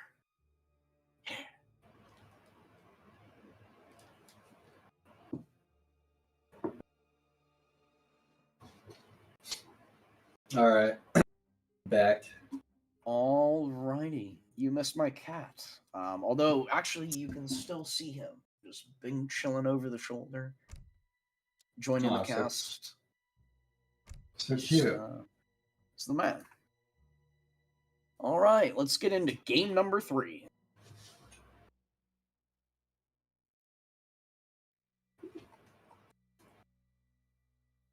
All right, Lithuania, interesting. France versus Brit matchup. So in the southeast, big Frontline playing Brit in the color blue, and in the northwest, Boss red playing France. So as classic of a matchup as you can get, two of the original civs in these dark days of so many more. Well, that's subjective, but yeah, I don't know, just pretty excited for this one. Yeah, quite an interesting map. Definitely going to be a contest in the middle for some of those resources, particularly for Brit here. Native Scout going down the left-hand side, going to try and find some food treasures. He does see the 100 food. He's going to need that if he's going to want to do a 12-10, and he's not chopping any wood at the moment, so gearing up to do so. Brit putting down their 2 manor house. Good start. France could potentially get a great H1 here. Yeah, I think he has 2 food treasures. I think that's a food treasure up north, but he's decided to pull trick for this 100 food down south. That one is an XP treasure, actually, around the pit. But yeah, definitely want to get the nice pull trick there. Definitely getting down as quickly as possible. Little 360 camera angle there. Whoa. Yeah, trick shotting the treasure. I like this. One plague doctor remains. I have to say, plague doctors are strong. Like, these are a strong treasure guardian. They are. Obviously, he's not in any danger of losing his hero, but gonna lose a lot of HP, and so any subsequent treasuring, Brit will probably be able to fend off the French hero. Gets that 100 food, very nice. And with the wood treasures he's gotten, looks putting a village to wood there to try and get a 3rd manor house potentially in age 1 with that treasure right there, and he is going to be able to pick it up. So he's going to get a 3rd manor. Very nice start. Yeah, gonna give him more eco, slow him down just a little bit. That's a nice 12-10 time, 209, slick.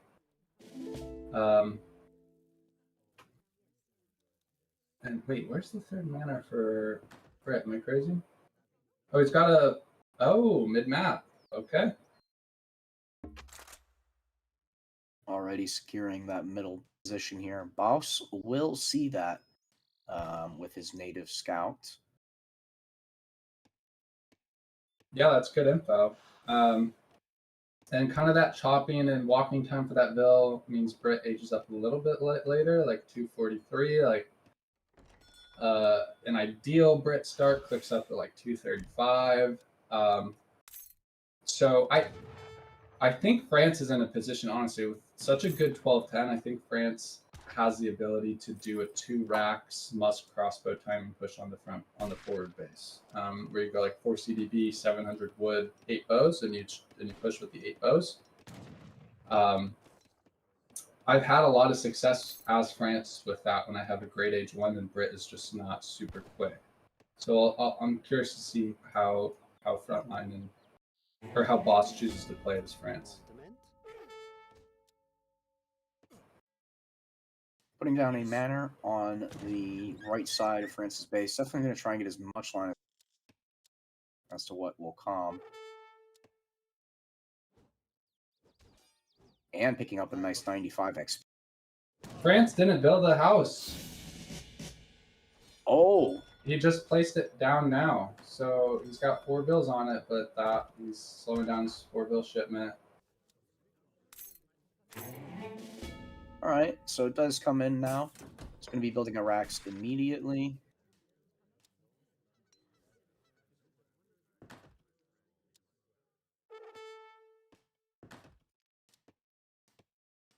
That's smart, putting the manor house on the native Or That just always swap it. annoys me so much. Yeah, yeah. You just can't ever pick it.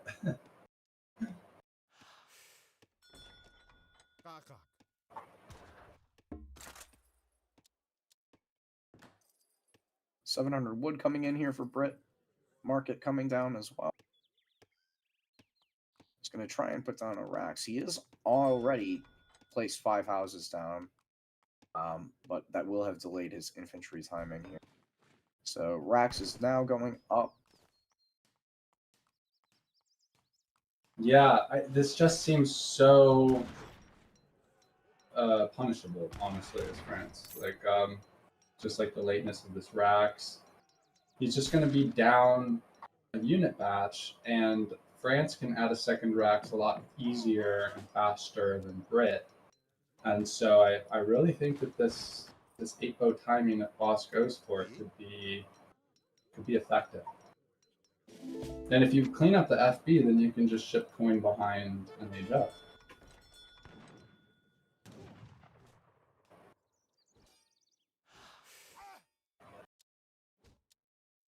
Native Scout going to see these villagers placing houses down. Going to try and also pick up the Explorer, maybe. Villagers are running away.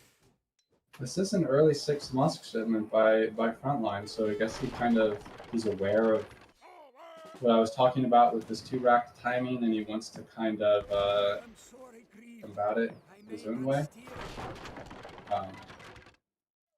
He wants to get these manor houses down for LOS, but it's a little tricky getting those down safely. The only patch of 2 musks followed up for Boss. That's not ideal. I don't know if he was housed or just because you have to be tight with the 700 wood macro. Like, you need that house down ASAP in order to complete your batch. He's also had a lot of idols here throughout the series. I mean, 4 idols right now, and a few were earlier as well. 6 musks going forward with the batch of 5. Going to try and do some pressure here. 8 boats coming from Baus. Yeah, I mean, just picking up 2 musks this early into the game is big, and sometimes that can be the difference in a decisive battle mid map. So he is going for the 8-bow shipment. Usually you see a batch of 5 bows made as well with the 700 wood, because you can see stacking wood. And you don't need that many houses. He's placed down a bunch of houses right now. Oh, wow, 1 HP CDP gets out.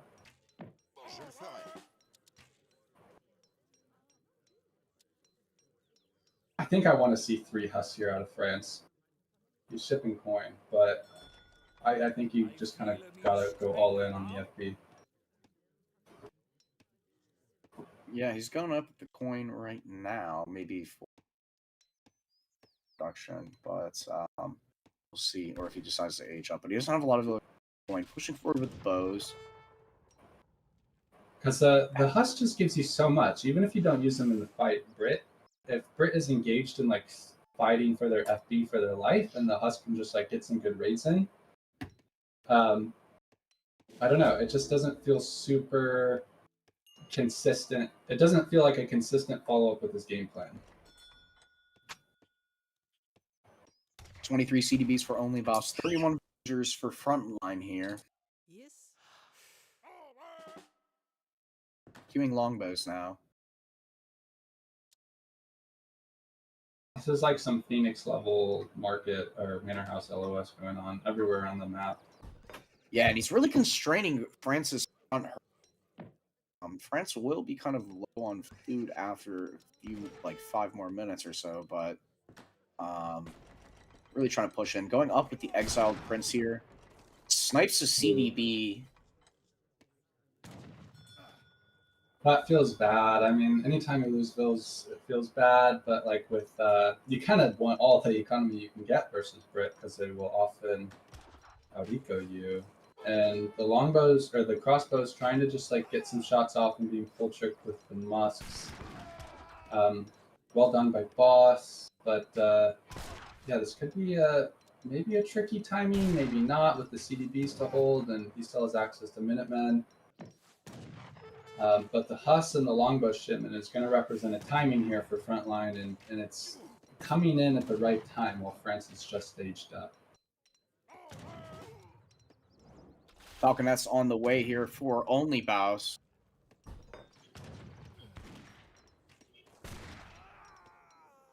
Okay, I think I have to correct myself. It feels like aging up was the right call there. He's actually managed to like save the majority of his musk mass, and so this would be the Falcs just give you so much when you're pushing an FB.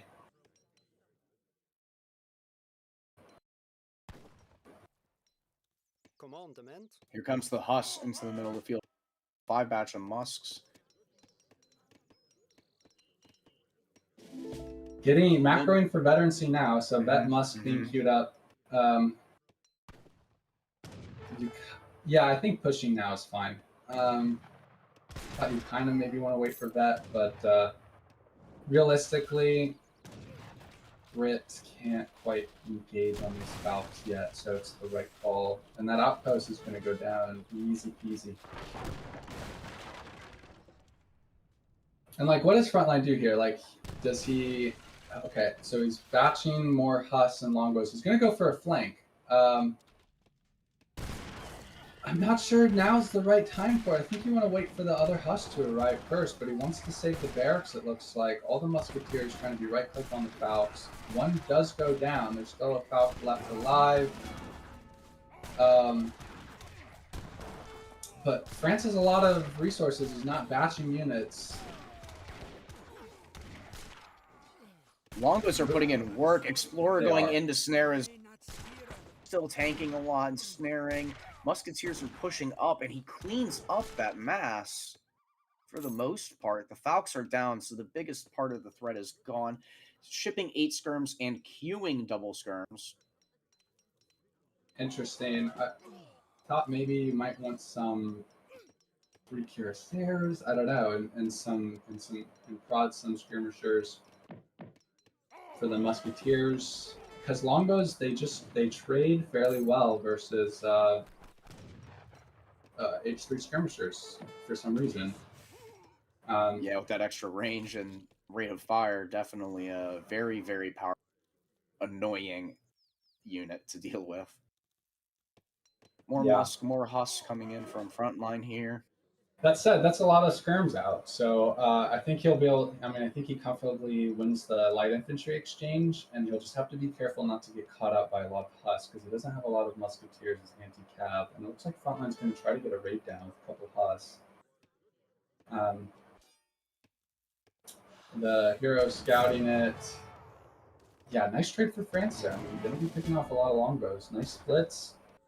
This Rax is weak. I don't know if it was repaired. It was.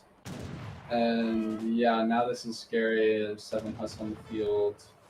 But reinforcing musks, I like this unit composition though. I think Skirm Musk is doing alright here. Dragoons are maybe just like a little expensive, and that musks will do alright versus longbows if they can get in range.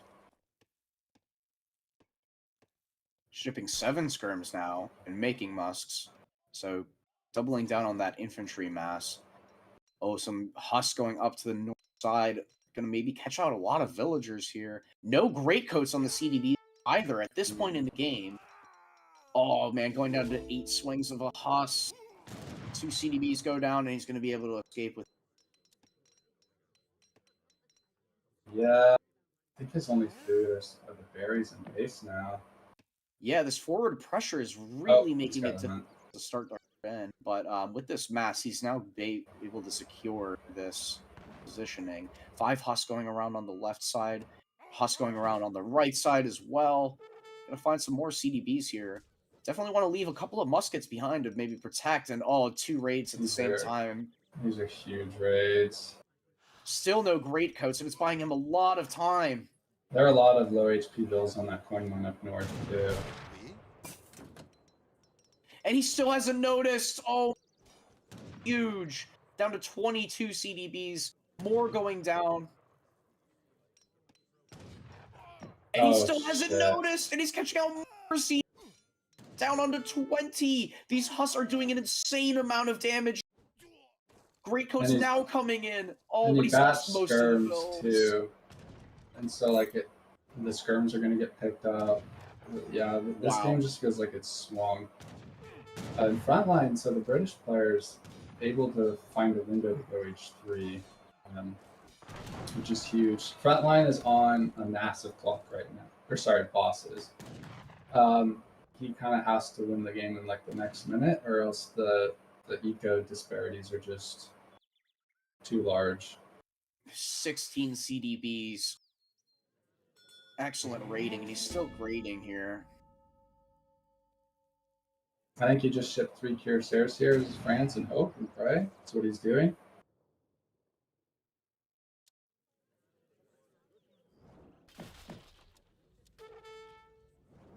Halfway there with the age up to the Fortress Age. Husk popping out on top of some of the skirmishers. Stable as well, and now the longbows are in a really decent position behind stable, houses, and trees to just deal a ton of damage onto this heavy infantry. Stable does go down. Yeah, I think Brit is almost holding while aging behind this. So the stable goes down, but I think Boss is waiting for his 3 Cuirassiers to arrive, and then he's like gonna really go in. But he definitely just needs to do a lot of damage right now.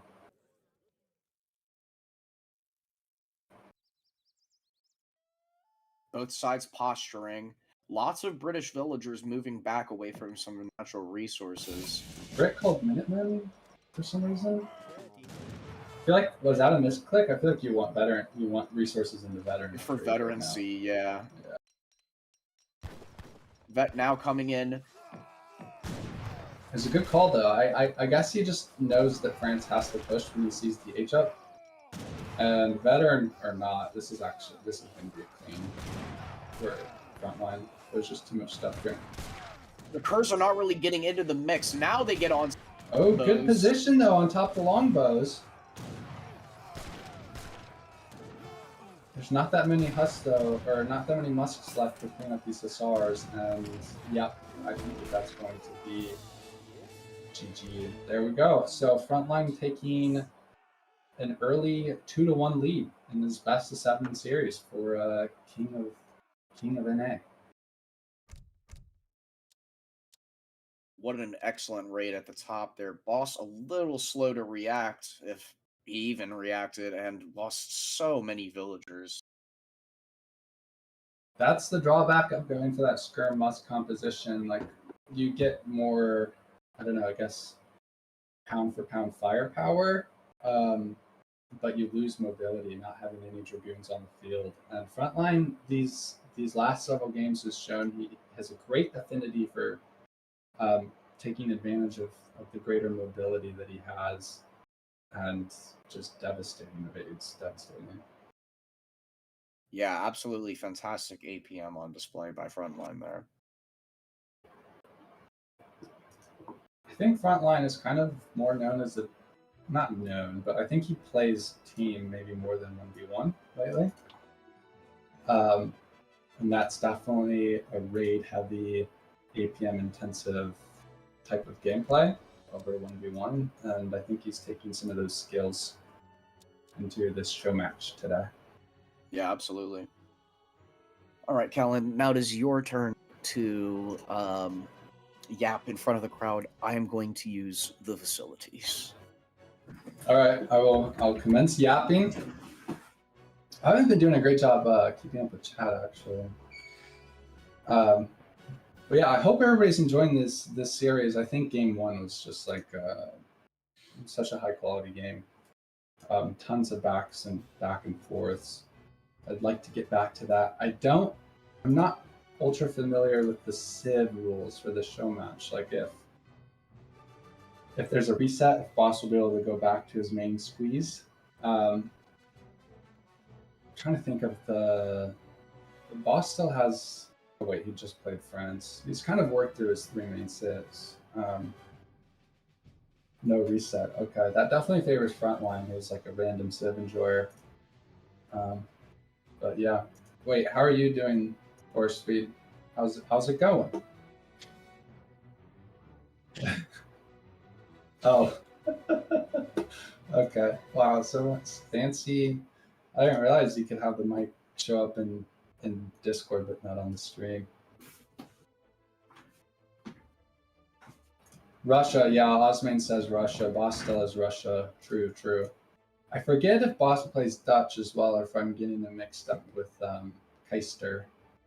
I've seen Boss play Dutch a couple of times. Dutch, yeah. I feel like Germany, Dutch is for sure. good set. Oh yeah, I'm Germany. Oh, Spain.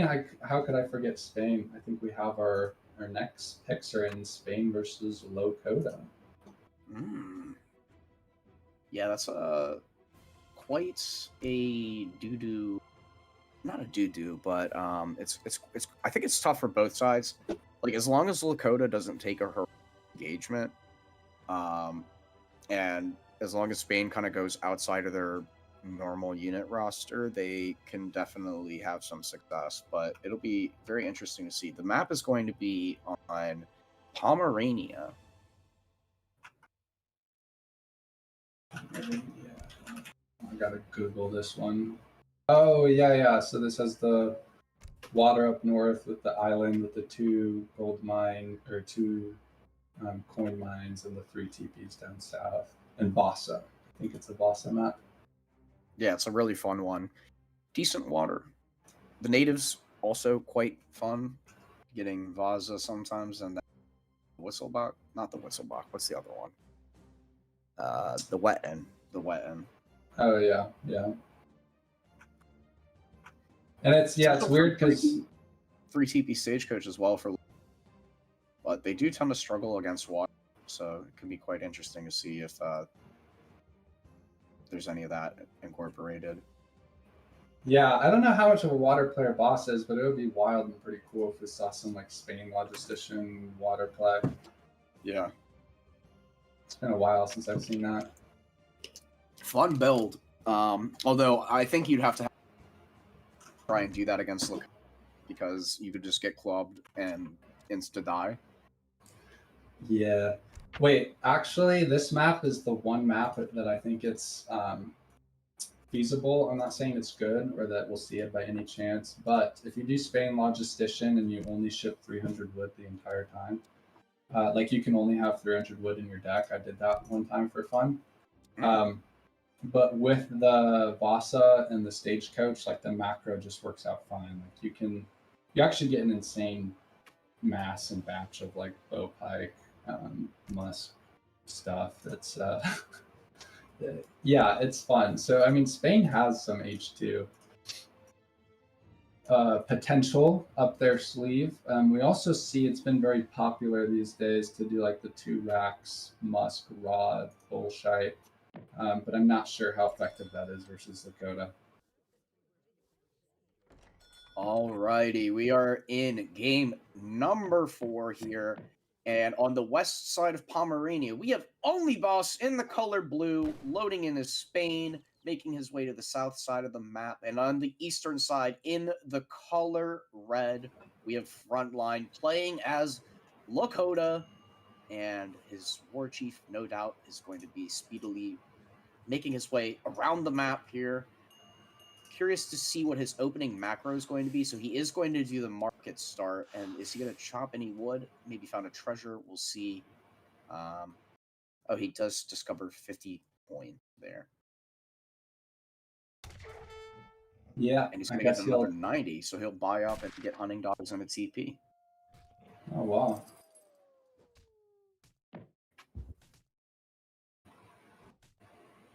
He's got to chop the 10 coin, I think. If you want, I think he's just gone for the TP, right? The DEP and hunting dogs, yeah. Yeah, so I think he sold some food there, maybe. No, he didn't, because he had the extra coin. So nice That's start an there. insane start. Very nice start there. Not having to sell any food for this.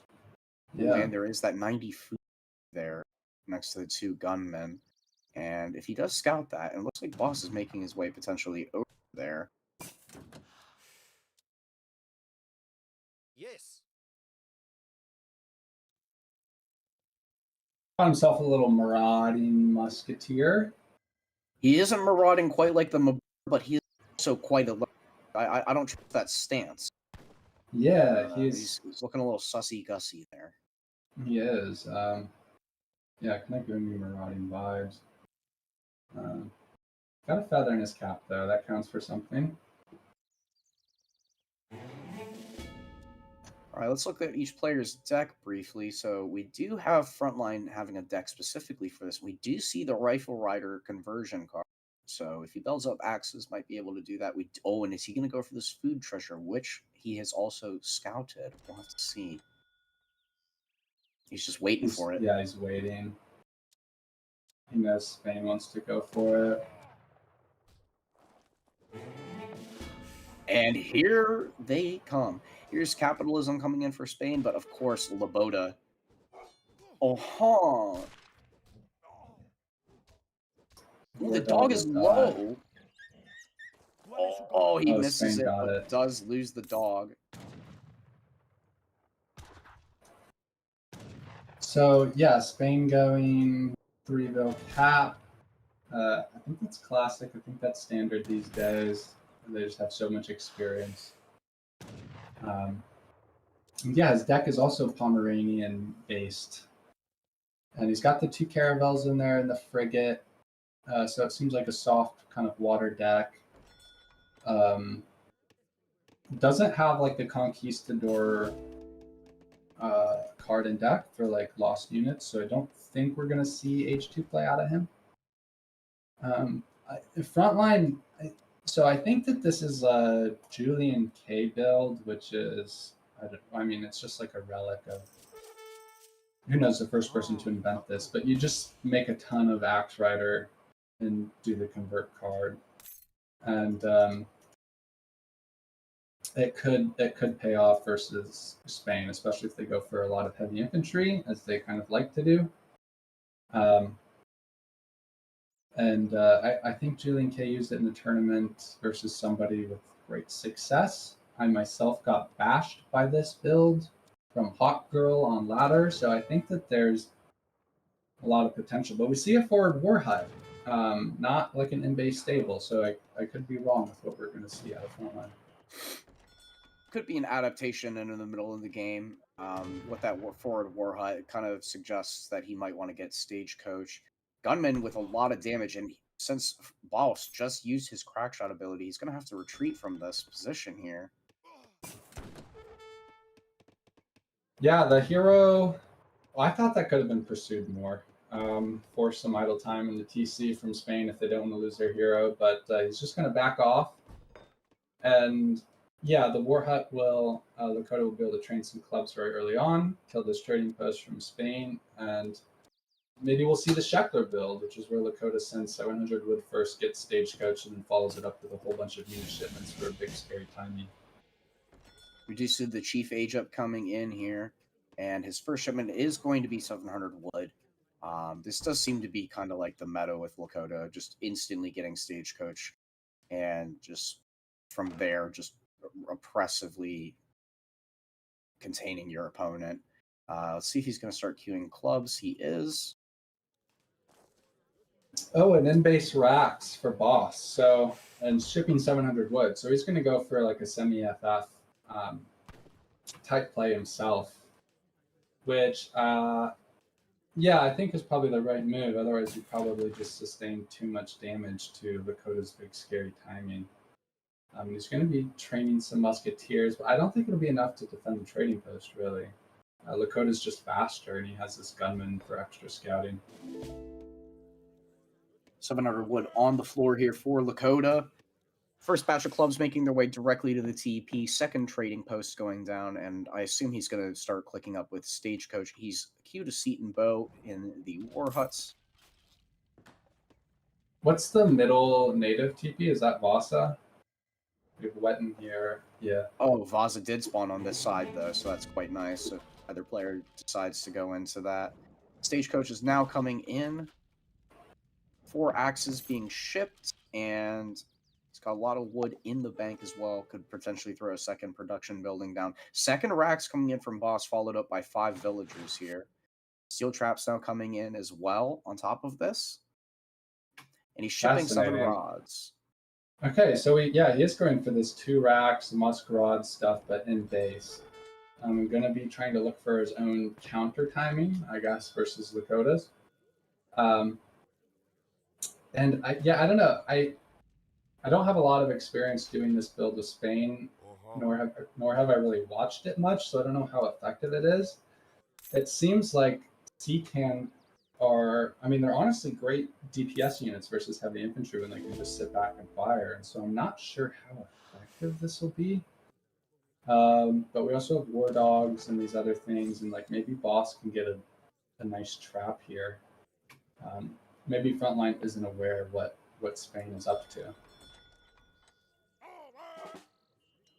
Third TP being constructed by Frontline here on the Stagecoach line. Double raxing Musketeers, and the rods do come out. Axe is going around the top side to potentially get a raid in with the Setons. Sees the rods, he's going to back up nice and early. Or is he? Oh, I feel like they both could have engaged maybe a little there, but or not Frontline, but Boss could have definitely maybe committed those rods. Musks are going to try and catch out some of these Seton here. Oh, they're so speedy. They're speedy boys. There's not even the hero to boost the speed, but they're able to get out of there. And 3 TP Stagecoach down for Lakota. So the question is, was this too much of an economic investment? Can he hold his FB with this? And he's shipping coin behind this rather than like maybe a unit shipment to hold this FB. So yeah, I think that this goes down. We'll see. Bows popping, reinforcing bows returning. There is a friendly TP down to the buff status of these units. Rods are going down towards some of the Setons on the south side. Setons cannot kite, and they have a very poor animation as well. But Club's in cover mode, trying to move to tank as much onto the Musketeers as possible. Axes are tanking quite a bit. Spanish hero goes down, so access to War Dogs is... Well, he doesn't have them. So I think Lakota holds on to this FB actually rather handily with the power of C-Tan. And they really do have great DPS. And like you said, poor animation, but if they have some units to tank and cover mode, pretty decent. They're just like raining down. Yeah, especially with that Warp Hut doing a lot of damage as well there. Can we take a look back at Frontline? I think he was sending... What was he sending there? Dogs. Okay, yeah, so he's sending the dog soldiers there. Nice little addition to Snare and just absolutely delete. Hero is regaining a lot of HP, so near full HP Hero. Huh, Taku? Iblominite. That's good. That seems really good to me. Have you been practicing that? My Mongolian throat singing, so it's really coming naturally these days. Okay, yeah, getting some nice guttural noises there. Yeah. Oh, the rod's gonna catch the hero out. That's nice. 100 XP and speed debuff. They look really good in this defend mode stance. They're some chunky boys running around with their arms. Yeah, I love their little shields, their little wooden shields. It's so fun. Okay, so Spain shipping coin now. It looks like he wants the macro to age, not training units, stacking a bunch of food. The question will be, does Lakota follow them up? Yeah, okay, yeah, they're already aging. So yeah, both players, I guess, have gotten what they want out of this age 2. Boss didn't die to a timing, and he got to ship 5 bill, and he's got a decent eco, and likewise, Lakota has 3 TP Stagecoach. And it'll be interesting to see like the unit composition he goes for in age 3. We've also been seeing this 8 bill kind of style of Lakota where you just ship 8 bill and make only bow riders and run around until you get the dog soldier timing and push with that with cow combat. I think that could be effective, especially with how many musks Spain is teched into. They're not really in a position to go skirm goon here. And shipping 5 rifle riders first, so going ultra conservative, I would say. Training rifle riders too, so I think he's afraid of a push. Yeah, and he does want to protect his Stagecoach TP eco as well. It's very important for Lakota there. Double batch rods here. So the rifle riders are going to be very, very effective against this type of composition.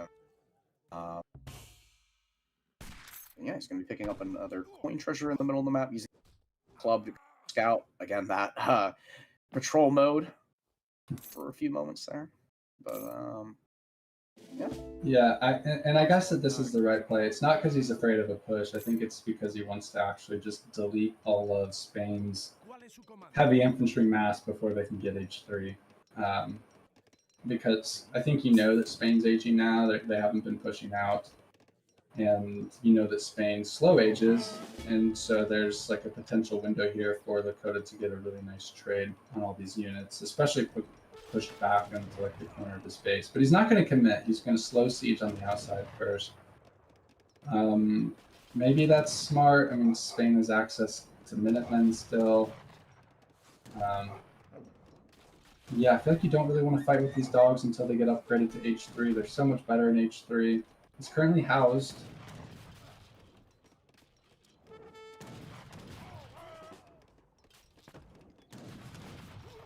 What is he aging with as well? Is it the bows? Is it the Huss? Okay, the adventurer age up. Takes on the market, positioning himself towards the tops of the barracks here. The bows do pop out of the TC. The dogs are moving forward now, but Frontline going to back up. Wakinas are now in the mix with some of these Seton bows. More rifle riders joining. 2 falconets on the way. 2 falcons, he can get a veterancy. I'm assuming, well, I don't know if he'll take musks or rods. Rods first. Yeah. It just, I don't know, this is just kind of a weird matchup for Spain, because anytime you tuck into heavy infantry, I mean, rifle riders are just like a devastating unit. But he's going to go for it, and I mean, there are some crossbows in there, which get some good damage versus rifle riders. Falcons too. I mean, Falcons do pretty decent versus cavalry if you target them. So shipping 8 Vils right now, so skirms being added into the mix. The 2 falconets are here. Only has 8. Does Lakota have? Oh yeah, Lakota does have a stable, right? Because he's been making units.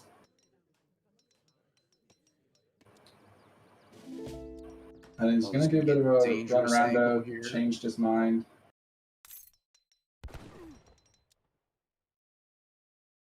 Boss is trying to cut him off. Don't know if it's going to work. These units are so fast. Yeah, and he's going to lose too many rods for it. He's going to change his mind. Ooh. Nice volley there from the falconets on skirmisher mass. Oh, the lock-on! Wow, sends 4 of them flying. That's I hate that feeling when I'm on the receiving end of it. It feels so bad. You want to be like, this is bullshit. It meant, you know, mental colossos, and yeah, huge, just like it's one volley, but it's a big thing in this game. Shipping more rod laros, making his way to take down some of that economy. On berries here, he's completely out of food except for a single animal.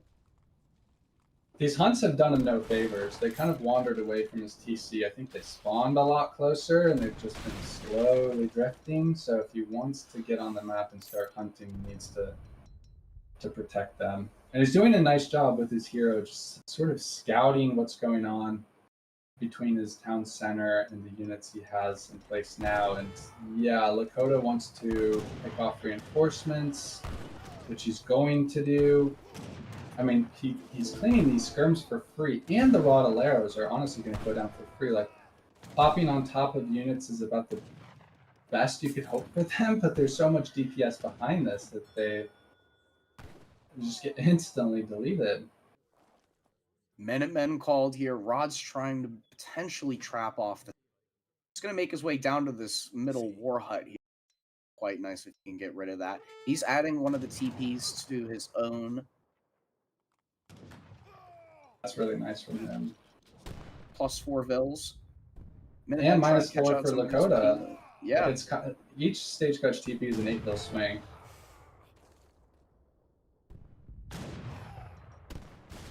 And cleaning this FB. So Spain. Also, the Minutemen are somehow strangely getting value versus the Lakota. And so he's expanding to this hunt now, and unless he gets cleaned up soon, like he might be in a decent position. But I mean, the thing with Lakota is they scale well, strangely, like less in economy and more militarily. Like once they get cap combat and the dog soldier big button and stuff like that, they're and 24 villagers on the community plaza, that can be very tough nut to crack. And what's the reaction here on this raid? Oh, boss losing 2 vills. Could be worse. Will be worse. He might lose more there. Yep.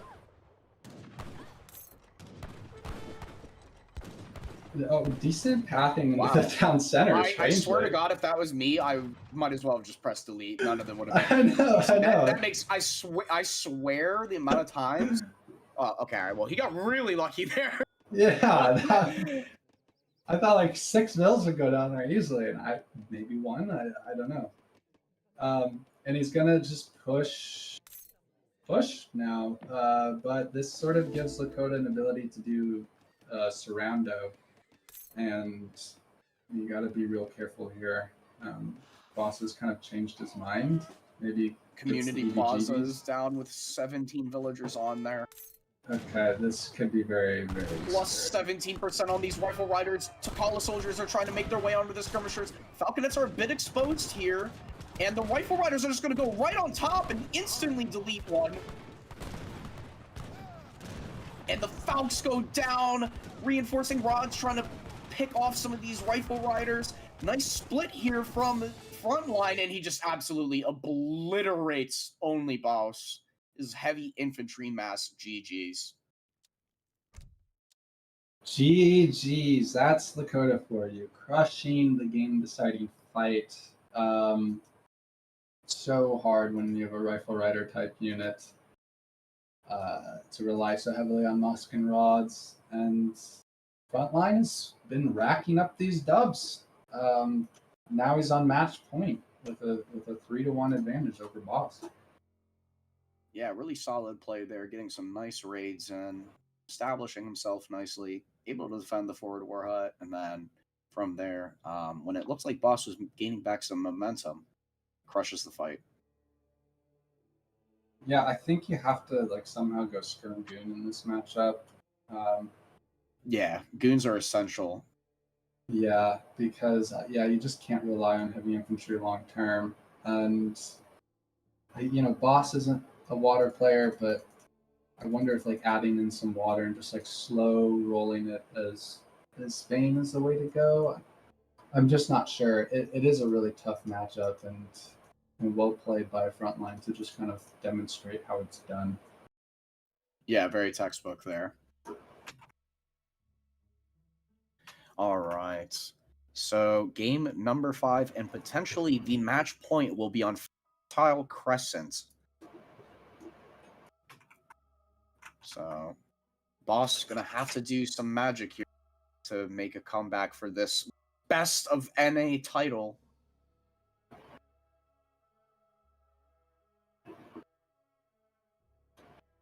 Yep, I'm pulling for him. I mean, I just want more AoE.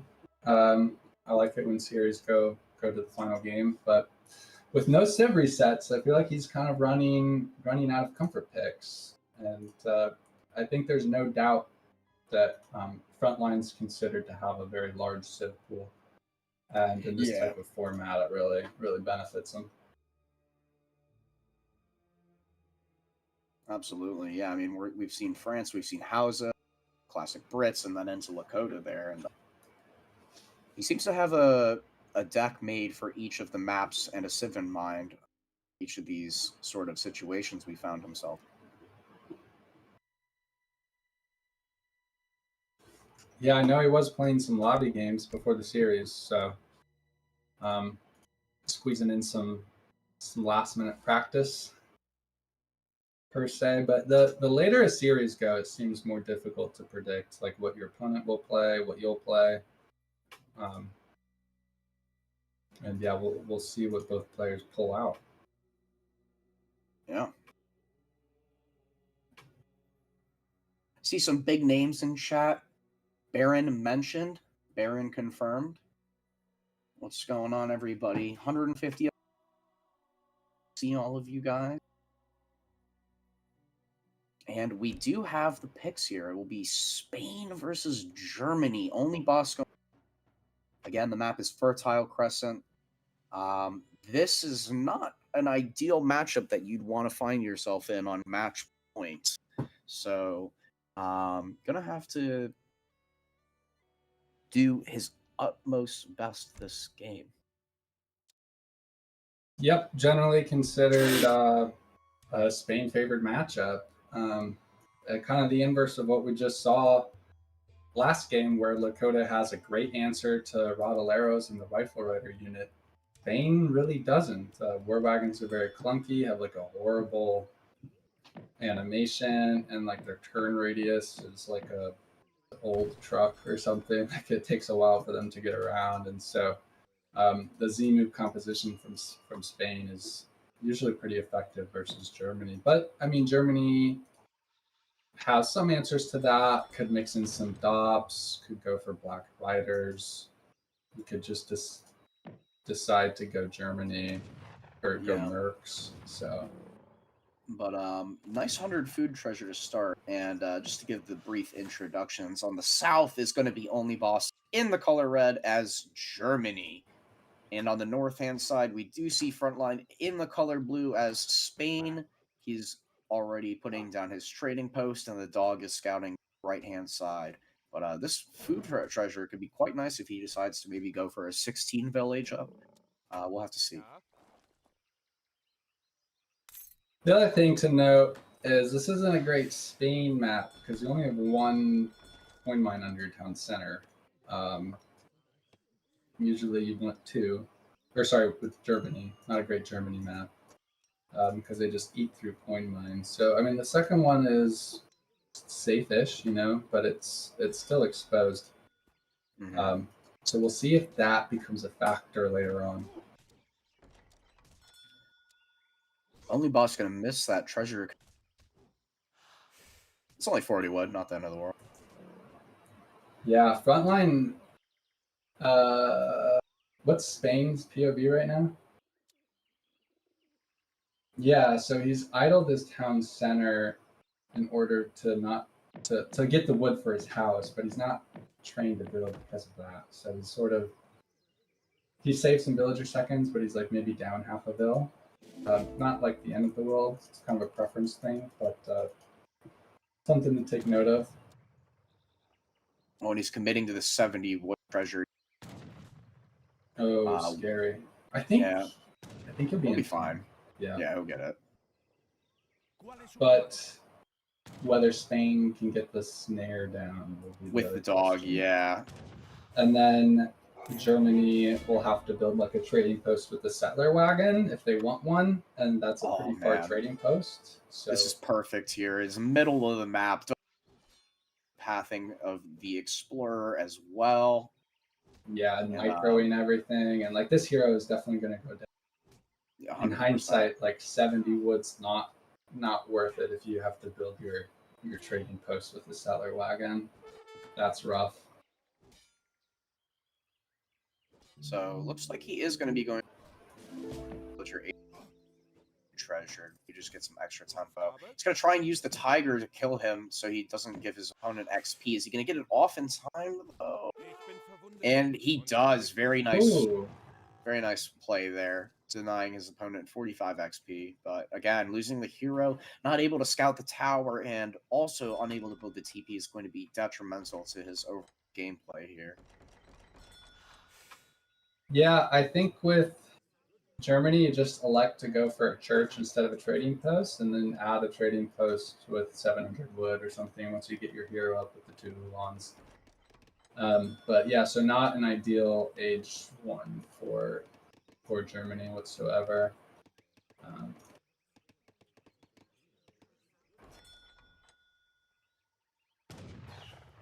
Gangsaw coming in for Germany.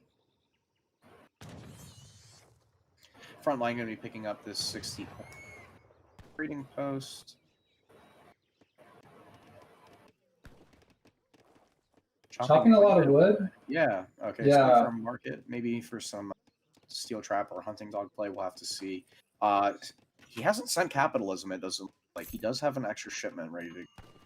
Yeah, he that's did just Spain for you, baby. Yeah, he did send capitalism. Yeah.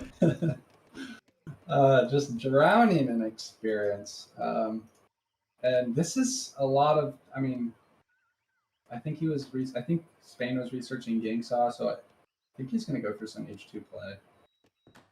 Yeah, you just don't get this if you're FFing. So I'm expecting to see an FB bill. There she is, and it'll be interesting to see if Boss recognizes this. We'll see if he does anything with his 400 wood. Hero picked up from the villager, and looks like he's going to be getting a late TP potentially. The explorer is making his way over. Quartermaster picking up some wood. What is he placing down there? It looks like a tavern. Okay. Tavern? Or no, is that a church? I can't really. Church. Yeah, I think it's a church yeah. and a barracks. Potential treasure snipe there. Queen. And maybe the explorer again. At least he gets the treasure. If you lose both, man. you just get real sad. Yeah, sad boy hours. Yeah. Yeah, then you start smoking and going on night walks and Dops in queue. Wow. The tower is coming forward. And Musk's in queue.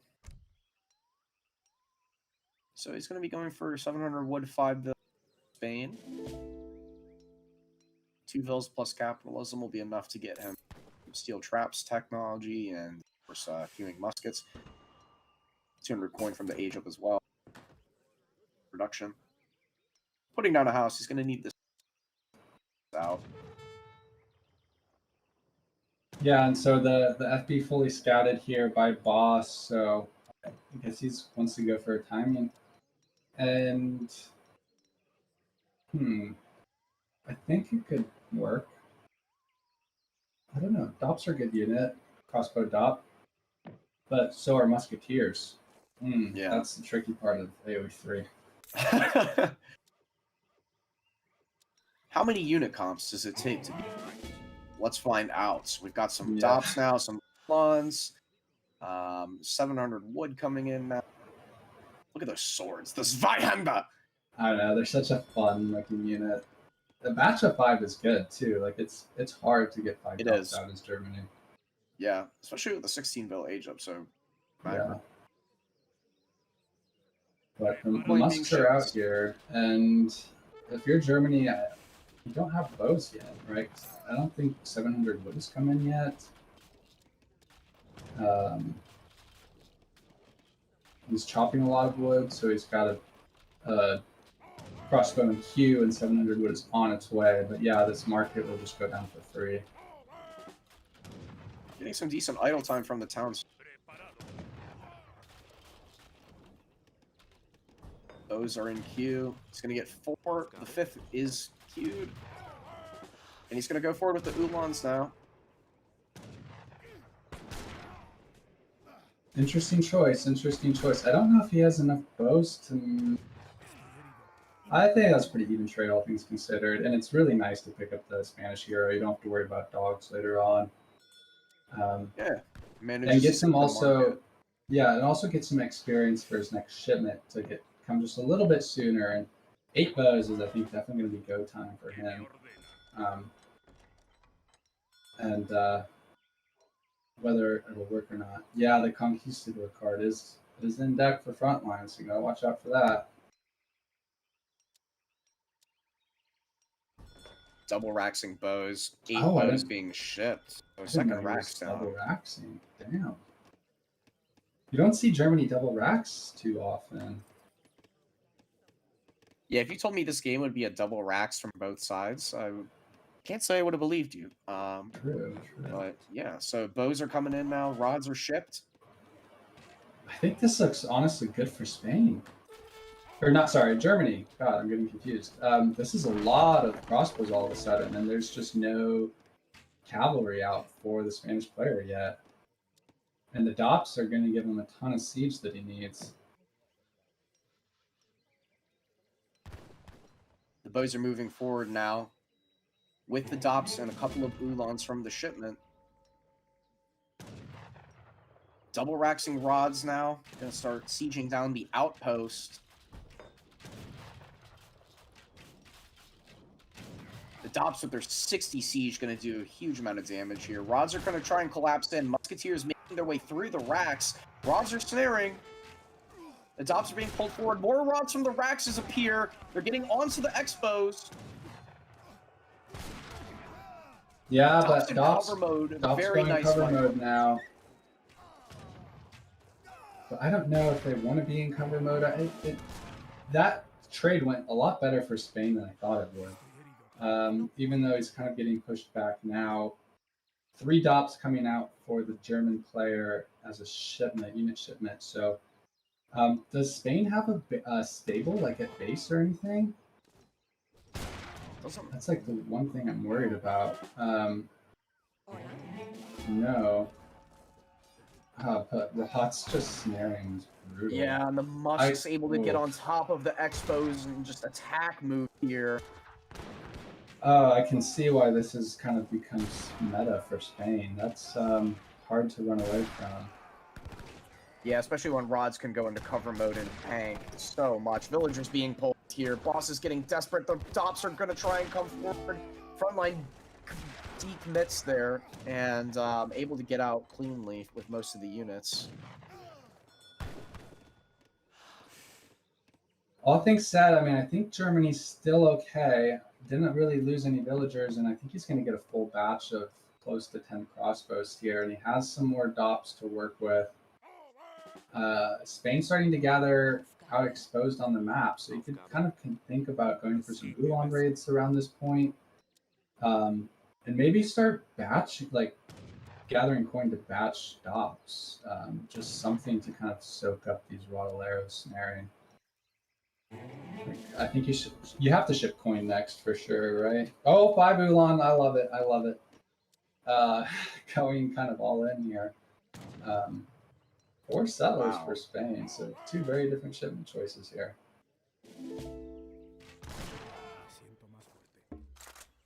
So that Rods are going to collapse in. Oh, yeah. The hero's back up again. Oh, man. So, just such an annoying unit composition to deal with. It seems like the Rods are just not, or the Dops aren't getting as much value as you would think, and they get DPS pretty immediately by the Musketeers.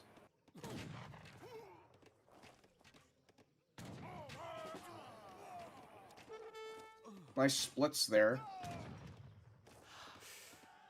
Canceled Ulan for 600 wood. Okay. Can you gather up that wood enough to get good crossbow batch? Yeah, for the most part. I really want these Ulans to be raiding right now. Yeah, a couple of Ulans raiding would be really nice. I think, once you know that you're gathering exposed on the map, you have to know that your opponent is as well. Mm-hmm. And he has a mobility advantage with that in mind. The Rods making their way out to the sides of the map here, trying to check for resources. Frontline has scouted where Boss is gathering. Frontline's done this. Way to the left.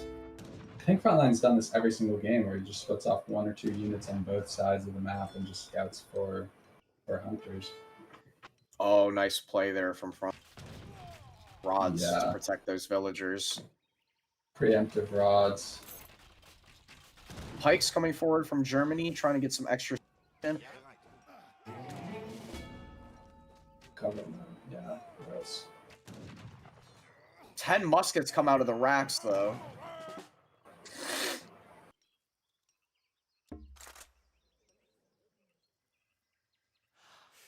The patrol mode of the rods. Yeah. I wonder how that works. Like, I guess if they come across a unit or like get attacked, then they auto disengage from patrolling. It does seem smart, especially when you're defending a hunt, which can move around a lot. Like, there have been a lot of times I've been raided and I've had units pre-positioned there, but they aren't doing shit, and that frustrates me. Yeah. Church coming down for Spain. Nice little raid there to just get some more idle time.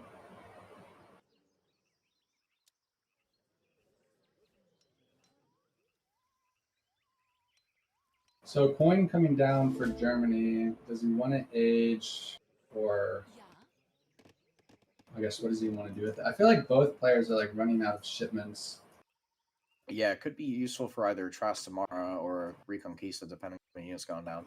The one's managing to escape there from the raw position, so I guess that answers your question. If they do come across units, they will go and attack, unless Frontline did that manually, but... Yeah.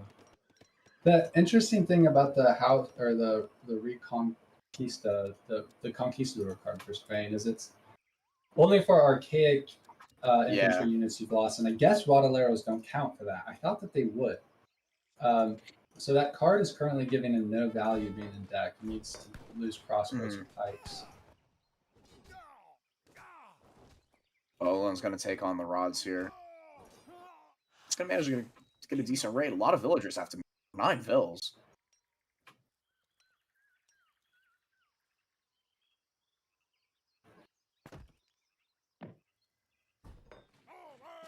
I feel like Germany had a window to age. Yeah. Is he aging now? He is aging now. Okay. And does he have 5 dops in deck? No.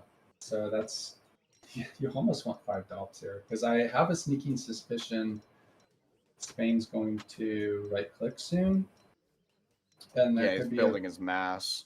Yeah, and there could be a possibility where he's just under your town center and you just want units like dops. But we will see how it goes. There's so many crossbows that Germany should get that crossbow on age up if he doesn't use them all. Ooh, Trastamara coming in for Spain. Yeah, so Spain's going to age up. Yeah. Oh, nice little raid there on the back. And look at the price of that. 800 of food, 600 coin, and he's securing the age up with the scout. Yeah, insane. And look at this age up time. So fast. This is such an insane card, really.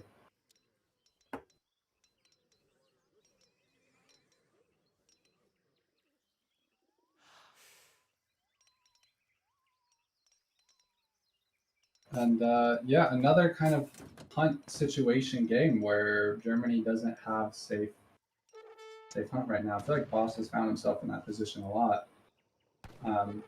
Gathering berries, making war wagon, shipping war wagon, I'm assuming.